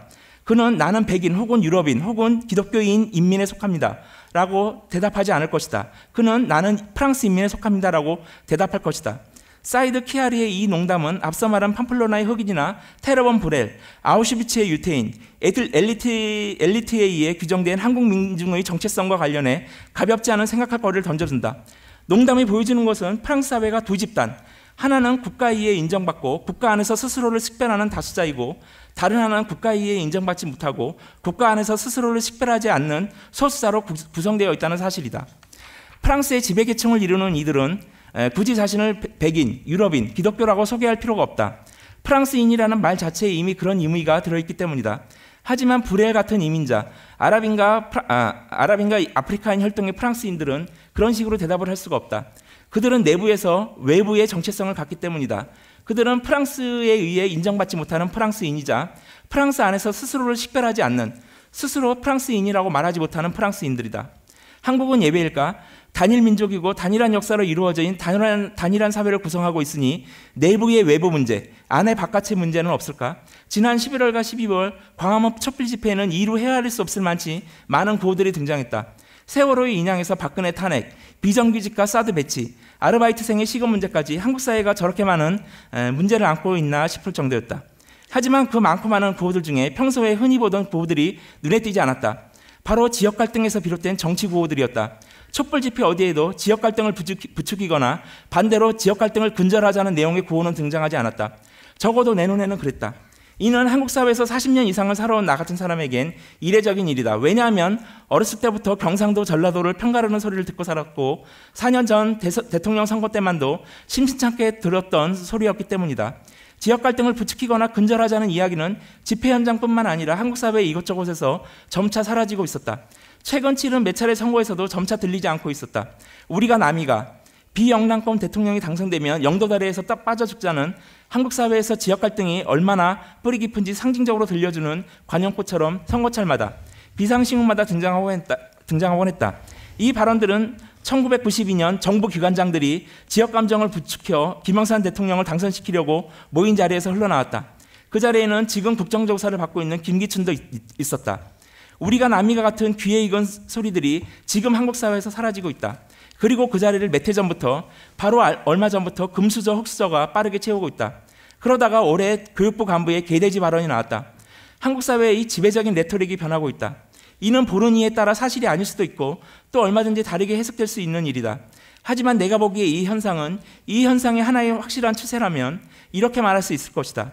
한국 사회 갈등 구조가 지역에 기초한 지역 갈등에서 계급 혹은 신분에 기초한 갈등으로 이행하고 있다고.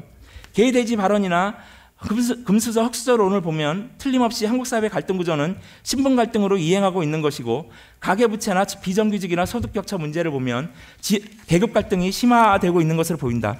그렇지만 최순실 일가를 봐도 알 수 있듯 신분을 결정짓는 요소가 재산의 질이 아니라 규모라면 한국 사회에서는 신분 갈등이 곧 계급 갈등을 의미할 수도 있다. 어느 쪽이든 지역 갈등이 정치적으로 효율성이 떨어지는 사회가 되어가고 있다. 당연히 보수계층이 지키려고 하는 가치도 박근혜 게이트에서 보듯 지역 공동체에 기초한 가치에서 계급 공동체에 기초한 가치를 이행하고 있다. 올 7월 민중은 개돼지 발언을 접하면서 그 민중이라는 발언에 이상하게도 나는 반가움과 놀라움을 느꼈다. 민중이라는 말을 너무 오랜만에 들은 탓에 맥락을 따질 겨를도 없이 일단 반갑기부터 했고, 놀랐던 이유는 그 말이 민중 자신이 아닌 민중을 개돼지 취급하며 적대시하는 자의 입에서 나왔기 때문이다. 한국 근대사에서 민중의 가장 오랜 친구였던 문학에서도 이제는 민중문학이라는 말은 듣기 힘든 것이 되어가고 있다. 지난 시절 아름답게 꽃피었던 민중미술이나 민중가요도 90년대 후반 들어 자취를 감췄다. 어디서든 민중이라는 말 자체를 듣기 어려웠다. 그렇게 잊히는가 싶던 민중이 다시 매스컴을 타기 시작했다. 그런데 다시 등장한 민중은 민중 자신을 일컫기 위해서가 아니라 민중의 적이 자신의 적을 부르는 데 쓰고 있었다. 나양욱의 발언 가운데 민중이 어떤 뜻으로 쓰이는지 봐야 한다. 기자가 당신이 말하는 민중이 누구냐 하고 묻자 그는 한국 사회 구성원의 99%라고 답한다. 그에 의하면 우선 민중은 신문제로 묶어놓아야 할 1% 지배계층의 타자이고, 미국의 흑인이나 히스패닉이 그런 것처럼 신분 상승은 꿈도 꾸지 못하게 만들어야 할 완전한 타자이다. 나양욱은 무슨 의미로 민중이란 말을 또 썼던 걸까? 그에게 민중은 미국의 흑인이나 히스패닉 이민자의 의미였을까? 그는 사실상 민중을 미국의 유색인종과 동일한 신급에서 다루고 계급 차별과 인종 차별의 구별 없이 그저 자신에 반하는 사회적 타자를 지칭하기 위해 민중이라는 말을 썼다. 그러면서 언뜻 한국 지배계층, 미국 주류 사회의 백인이라는 자신의 자아이상을 드러냈다. 한국 사회에서 사라지다시피 한 민중이 정작 민중 자신의 일상에서는 사라진 민중이 한국 사회의 보수 지배계층의 머릿속에 사회적 타자의 모습으로 살아있는 것이다. 이 사회적 타자의 민중은 신분제에 공고하게 묶여 신분 상승이 금지되었으며, 팜플로나의 흑인들처럼 안과 조금도 뒤섞이지 않은 채 유령처럼 떠도는 바깥이고, 테러본 브레일처럼 스스로를 프랑스인이나 부르지 못하는 프랑스인이다. 제발트와 아감벤의 아우슈비츠에 대한 책은 동일자와 타자 사이에 절대적인 간극이 벌어질 때 어떤 일이 벌어지는지를 극적으로 보여준다. 유대인 대량학살은 동일자가 타자에게 저지를 수 있는 가장 비참한 범죄였다. 독일의 인종주의자들이라는 동일자 공동체에게 유대인이라는 타자는 결코 세계를 나누어 쓸 수 없는 완전한 타자였다. 이들 완전한 타자는 동일자 앞에서 유령이나 산 송장처럼 내용이 비워진 자들이면서 내면이 없는 자 취급을 당했다. 이들 타자는 내용이 없기 때문에 굳이 이해할 필요가 없었고, 내면이 없었기 때문에 굳이 공감할 필요가 없었다. 나는 한국 사회는 다르다고 말할 수 없다. 왜냐하면 박근혜와 최순실 일가가 무슨 짓을 했는지, 자신들의 사리사욕을 위해 사회의 시스템을 어떻게 망가뜨려 왔고 10조 원의 재산을 어떻게 부정한 방법으로 축적해 왔는지 밝혀지는 과정을 매일 보고 있기 때문이다. 그들에게도 역시 민중은 개돼지가 아니었을까? 개돼지들에게는 내용도 내면도 없다. 그래서 민중이 무엇을 바라는지 굳이 이해할 필요도 느끼지 못했고, 민중이 어떤 고통을 당하고 있는지 굳이 공감할 필요를 못 느꼈던 것이 아닐까? 그들에게 민중은 팜플로나의 흑인이나 파리의 이슬람 이민자, 아우슈비츠의 유대인과 무엇이 얼마나 다른가? 피부색과 혈통이 같다고 해서 타자의 문제가 발생하지 않는 것은 아니다. 한국 사회에서 타자의 문제가 심각해진다면 계급적 타자의 문제가 될 가능성이 크다. 하지만 역사의 비극들에서 보듯 사회는 언제나 새로운 타자가 나타날 가능성을 늘 염두에 두어야 한다. 예상치 못한 새로운 타자의 문제가 발생할 가능성을 열어두어야 한다. 한국 사회는 새로운 타자의 문제를 위한 사회의 빈 장소를 항상 준비해두어야 한다. 왜냐하면 그것이 엠마누엘 레비나스를 빌어 지그문트 바우만이 한 말처럼 인간이 인간으로서, 사회가 사회로서 제 역할을 하는 것일 테니 말이다. 레비나스에게 타자들과 함께 있음은 인간 존재의 가장 근원적이고 제거할 수 없는 속성으로 가장 먼저 무엇보다도 책임성을 의미한다.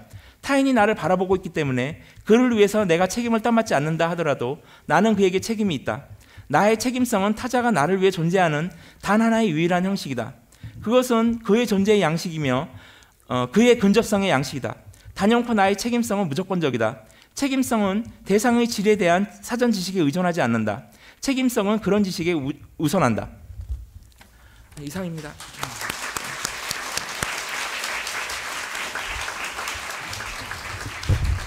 네, 아주 명쾌한 명징한 언어를 가지고 타자와 우리와 타자의 문제를 아주 생동감 있는 예들을 많이 들어가면서 설명을 해주셨습니다. 특히 아우슈비츠와 나치 인종주의자 유대인 관계, 또 스페인에서 팜플로냐에서의 산트르페 축제에서의 스페인 사람들과 또 거기에 섞이지 못하는 흑인들, 또 파리의 테레본과 일반 프랑스인들, 또 한국에서의 또 동행한 문제. 한국의 경우는 지금 상당히 상황이 바뀌어서 그때 민중을 타자로 간주했던 사람들이 오히려 타자로 되고 그런 상황으로 바뀐 게 아닌가 싶기도 합니다만, 아무튼 명쾌한 언어로서 발표해 주신 거 감사드리고요. 또 마지막에 책임성 부분을 또 한번 제기를 해주셨습니다. 이것으로 우리 지금 섹션 1에 일단 그 앞부분 그 세 분 발표를 마쳤고, 그래서 4시까지는 그 질의답변 시간을 가질 수가 있을 것 같습니다. 지금 15분, 17, 18분 남았는데요. 이 시간을 잘 활용해서 질의답변 시간을 토론 시간을 갖도록 그렇게 해보겠습니다. 먼저 아까 한 대로 먼저 그 질문이 있으면 거의 쪽지에다가 이렇게 적어서 우리 그 진행요원 분한테 이렇게 전달해 주시기 바랍니다. 네, 질문 있는 분 거명해 주시고 자기 적은 쪽지를 전달해 주시기 바랍니다. 지금 뭐 쪽지 지금 적어도 좋습니다. 지금 시간을 한 1, 2분, 2, 3분 가지고 적으시고, 먼저 첫 질문은 그냥 손으로 받겠습니다. 거수로 받겠습니다. 누구 질문해 주시죠. 네, 저는 현재 대학을 다니고 있는 강혜리라고 합니다. 저 방금 발표해 주신 백민석 작가님께 질문 드리고 싶은데요. 앞에서 말씀하셨던 두 분들은 나와 타자 혹은 이 두 가지를 나누는 것에 대한 얘기를 많이 했는데, 백민석 작가님은 이미 나와 타자가 나눠져 있는 그 경계를 상정해 주시고 얘기하신 것 같아요. 그래서 혹시 지금 우리 상황에서 나와 타자, 우리와 그들을 나누는 것에 대해서 긍정적인 건지 아니면 부정적인 건지, 혹은 어쩔 수 없다고 생각하시는 건지 궁금합니다. 그 문제는 우리가 긍정적이거나 부정적이라고 생각할 수 없는 문제라고 생각을 합니다. 왜냐하면 그 타자라고 하는 것은 그냥 우리가 살고 있는 이 사회 바깥에 있는 사람들이거든요. 이를테면 지금 우리가 한국 사회에 살고 있으니까 미국 사람이나 중국 사람이나 또 아니면 쿠바 사람들은 다 우리 사회의 타자인 거예요. 근데 그게 문제가 되는 경우는 뭐냐면, 그것이 지금 우리 사회에 살고 있는 이 장소 안에 우리 바깥에 머물고 있던 사람들이 들어왔을 때 생깁니다. 그때서 비로소 우리 눈에 그 타자의 문제가 눈에 띄기 시작하거든요. 그래서 그거는 우리가 긍정적이거나 부정적으로 생각할 수 있거나 그렇게 판단할 수 있는 문제가 아니라, 그거는 그때서야 비로소 우리가 타자를 깨닫게 되는 문제라고 생각할 수 있는 것 같아요. 이를테면 지금도 여전히 쿠바나 중국은 우리의 타자죠. 근데 하지만 우리 이 서울 안에, 우리 한국 사회 안에 쿠바인이나 중국인이 들어와서 어떤 문제가 된다면, 그때야 비로소 그들이 우리한테 어떤 타자의 문제로 다가오게 되겠죠. 그러면 저 추가로 하나 더 질문해도 될까요? 그러면 그 그룹이 있다는 건데 다른 사람이 들어와서 그때서야 우리가 타자를 인지한다는 거잖아요. 예. 그러면 우리 모두가, 그러니까 문학을 보면 세계가 등장하잖아요. 그걸 보면 대부분의 문학들이 우리는 인류 전체를 하나의 그룹으로 보고 다름을 인정하지 타자로 생각하지 말자라는 문학들이 요새 많이 나오고 있는데, 그러면 백민석 작가님은 이 우리가 살고 있는 이 세계 지구 안에서 여러 그룹들이 살고 있고 이 그룹들끼리는 완전한 통합이 안 된다는 건가요? 그걸 이제 세계 시민이라고 그러죠. 세계 시민이라고 그러고 다 이렇게 다 함께 어울려 사는, 라고 이렇게 굉장히 좋은 뜻으로 얘기하는데, 그건 일종의 이상적인 이야기라고 저는 생각을 하고요. 물론 우리가 이렇게 떨어져 있을 때는, 쿠바 사람들은 쿠바에 있고 중국 사람들은 중국에 있고 우리나라 사람들은 우리나라에 있을 때는 아무 문제가 안 생기겠죠. 그렇죠? 하지만 그 사람들이 우리 한국에 들어왔을 때, 들어와서 어떤 이익을 가지고 그 이익을 가지고 다툴 때는 그게 바로 타자의 문제가 된다, 이 얘기를 하고 있는 겁니다. 네, 감사합니다. 예. 네, 아무래도 계속해서 마이크로 질문을 하는 것을 인정해야 될 것 같습니다. 네, 주위에 분 마이크 갖다 주시죠. 멀리서 오신 쿠바 로페즈 선생님께 감사드립니다. 본인을 먼저 소개하시죠. 본인이. 네, 저는 송봉현 시인입니다. 현재 국제 팬클럽 한국본부 이사로 있습니다. 발표 문학으로 떠나서 지금 쿠바가 상당히 이제 강한 사회주의 국가 체제인데 우리가 보통 알고 있기로는 이 사회주의 국가에서는 문학을 주로 그 정책을 홍보하는데 사회주의 정책을 홍보하는데 활용을 하고 있다고 이렇게 인식을 하고 있는데 쿠바 상황은 꼭 그런 것만은 아니고 자유스럽게 어떤 이 표현력 같은 것 자유스럽게 하고 있는 것인지 특히 이제 자본가나 이런 것을 여기서 오늘 주제로 하는 건 타자로 이렇게 생각해 가지고 조금 많이 비판하는 건지 이런 그 상황에 대해서 좀 궁금해서 물었습니다. 감사합니다. 네, 답변해 주실 수 있겠습니까? I think all systems use literature for the expression of some kind of interest. This is not a specific characteristic of socialist system. The capitalist system also uses literature to promote certain principles, like, for instance, profit, competition, so-called democracy, or whatever. 뭐 이런 것들을 선전하기 위한 도구로 문학을 사용을 하는 측면이 있죠. 그리고 물론 사회주의 사회에서도 이런 수단을 사용을 합니다. 저는 이것이 반드시 우리가 항상 고려해야 될 부분이 아니라고 생각합니다. 어떤 작가 한 사람이 he or she is writing is defending a collective or just an individual point of view. I think that's one of the most interesting points that we are discussing here. I mean, to what extent, when I express myself, I am really expressing only myself, or I am expressing the point of view of some kind of sect, like sometimes writers are or act like some kind of cultivated sect, or I am really expressing an individual point of view. I think it's a very delicate issue to first be able to build an individuality regardless of the system. I don't think any system is really interested in the construction of an individuality, because this is against the system as such. No system is interested in the discovery of self or self-discovery. Systems are systems, and they are interested in the preservation of systems. 시스템을 유지하기 위해서는 자아와 개인들을 억압하려고 하는 I don't know if I answered your question. 제 답변이 됐는지 모르겠습니다. 네, 답변은 지금 통역을 통해서 진행됐는데 또 다른 뭐 문제점이 있습니까? 예. 네.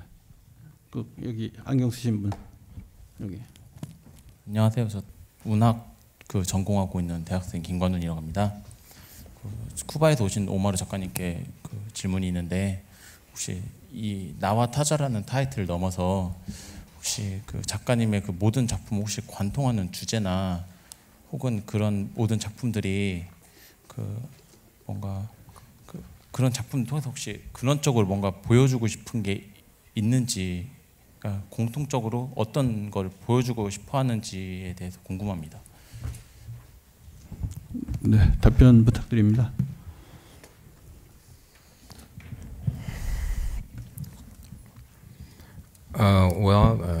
Yes and no. 질문에는 예라는 답도 되고 아니요라는 답도 드릴 수가 있을 것 같습니다. The theme of poetry is something that 시의 주제를 살펴봤을 때 poetry is something we cannot take for granted. 시를 우리가 너무나 당연하게 받아들일 수는 없습니다. Normally poetry is understood as a literary genre. 하나 이제 문학 장르의 하나죠. 그리고 in that sense we 그런 의미에서 forget that poetry is much more ancient than literature. 이 문학보다 So poetry cannot be a literary genre 잊어버리게 simply 됩니다. because it exists before 문학이 태어나기 literature. 전에 시는 훨씬 전부터 존재해 왔습니다. 그래서 문학 장르에 속한다라고 말하는 것에는 약간 어폐가 있습니다. Choose one theme that is pertinent to me as a writer 저에게 and a poet, 굉장히 작가로서 시인으로서 중요한 주제를 꼽자면 try to remind myself in the first place and then everybody else 네, 상기시키고자 하는 것 그리고 모든 사람들에게 다시 상기시키고자 하는 것은 before the very existence of the human beings. 인간이 존재하기 훨씬 더 전부터 존재했다라는 것을 전달하고자 합니다. Some thinkers 일부 철학자들의 견해에 동의를 하긴 합니다. It is poetry that creates the human being and not the other way around. 시로 인해서 인류가 태어났다. So, 인류가 시를 쓴 것이 아니다라고 생각을 합니다. 저는 그 메시지를 중요하게 생각합니다. 네, 처음 듣는 소리네요. 네, 그다음 예, 저쪽 질문해 주십시오. 가운데 빨간 옷 입으신. 저는 75세의 그냥 할머니입니다. 학생들도 좀 가르치고요. 쿠바 시인께 부탁드리고 싶은 것은 쿠바 시인께 자작시 대표시를 한번 낭송해 주실 수 있는지 궁금해서요. 부탁드립니다. 네, 나왔으니까 부탁드립니다. Yes, definitely.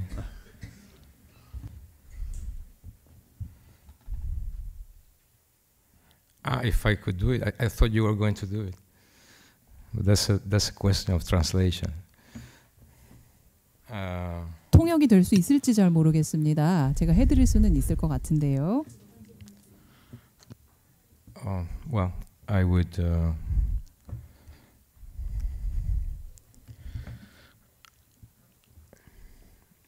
I would say a very brief poem of one of my first poems 제가 when I 초기에 was 썼던 like 짧은 시 many 중에 young 하나를 people here. I was 들려드릴까 합니다. 여기 university 젊은 분들이 students. 많이 계시고 I 대학생분들이 wrote 많이 this poem which is 와 called 계셔서요. The Victory of 그분들을 위해서 the Disobedient. 불복종의 승리라는 제목의 시를 in the crowd, 읽어드리도록 하겠습니다. a man 군중 finds 속에 a dead 한 pigeon 사람이 비전을 발견한다.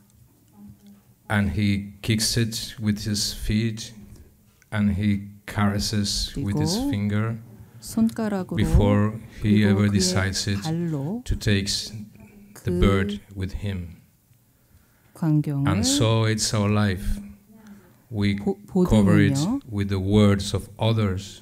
곧 We 다른 hide it 언어로 behind 그것을 the 덮는다. thoughts of others 우리는 다른 before 사람의 we 생각 뒤에 decide 숨는다. that it's our own 그리고 lives 나서 and that we want it. 깨닫게 되는 것은 이것이 우리의 삶이고 우리가 원하는 바이다라는 것을 뒤늦게야 깨닫는다. 이런 내용입니다. Thank you.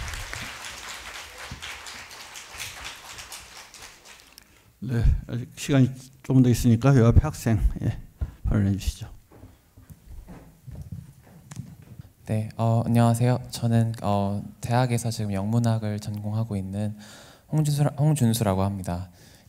오늘 강연을 들으면서 제가 느꼈던 것은 저희가 소위 말하는 타자라는 어떤 이름은 어떻게 보면 소수자라는 이름으로도 대치될 수 있을 것 같다는 생각이 들었어요. 예를 들어서 이민자라든지 혹은 비록 같은 사회 안에 있지만 같은 사회 구성원으로서 평등하게 대우받지 못하고 사는 사람들이 주로 어떤 타자라는 타이틀 아래에 놓여 있다라는 느낌을 많이 받았는데요.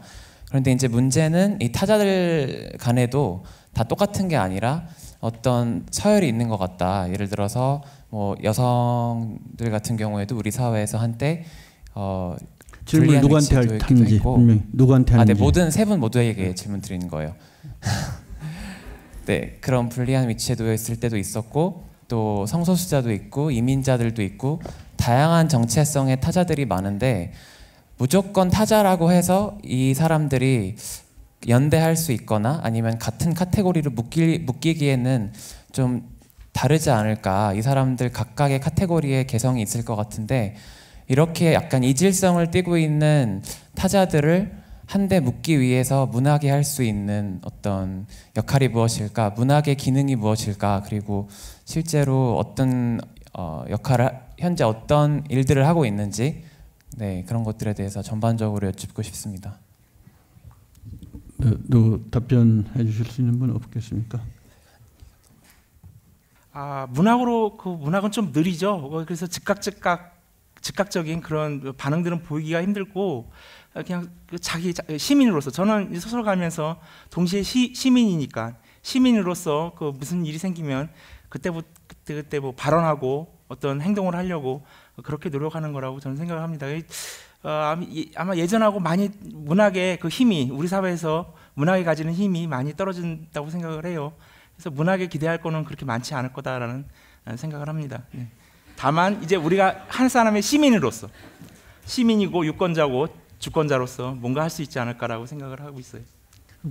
김혜림 선생님 좀 한마디 해줄 수 있을까요? 제가 예전에 한국에서 일하시는 이주 노동자분들한테 한글을 가르쳐 드린 적이 있는데요. 그때 뭐 이런저런 책을 많이 읽었음에도 불구하고 그분들한테 한글을 가르쳐 드리면서 제가 제일 놀랐던 건 그분들이 농담하셨던 순간이에요.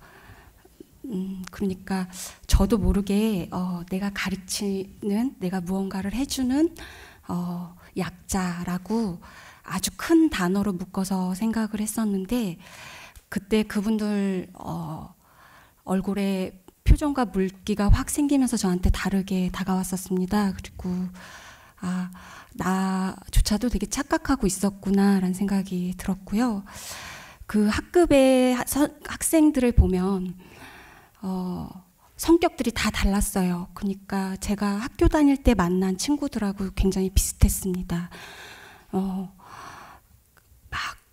잘난 체 하는 학생도 있었고, 그러면 막 손들고 이상한 말을 막 하면 또 모범생인 친구도 있었고, 뭐 선생님 얼른 진도 나가요 라고 얘기하는 분도 계셨고, 뭐 내성적인 분도 계셨고, 이렇게 노는 걸 좋아하는 분도 계셨는데, 그렇게 구체적으로 다 다르시구나 라는 생각을 해야 된다고 생각했던 게, 약자 혹은 뭐 이주 노동자, 이주민 이런 보통 명사가 아니라 뭐 썬투씨 뭐 혹은 뭐 혹은 저희 이름, 여기 있는 이름으로 하자면 뭐 위화 씨, 뭐 아니면 뭐 그런 식으로 구체적인 고유명사, 정말 그 사람의 성격이 들어간 대상으로 한 분 한 분 봐드려야 되는구나. 그러니까 내가 질에 배려해야 된다라고 생각하는 것 자체가 무례한 일일 수 있겠구나라는 생각이 들었고요.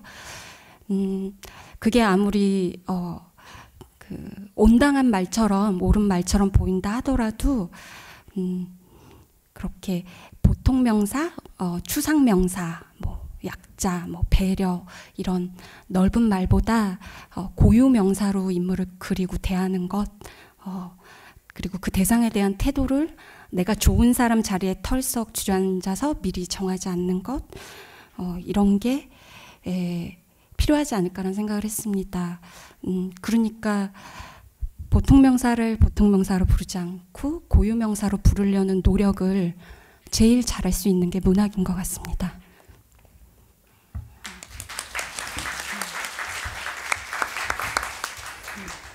네, 시간이 다 된 것 같습니다.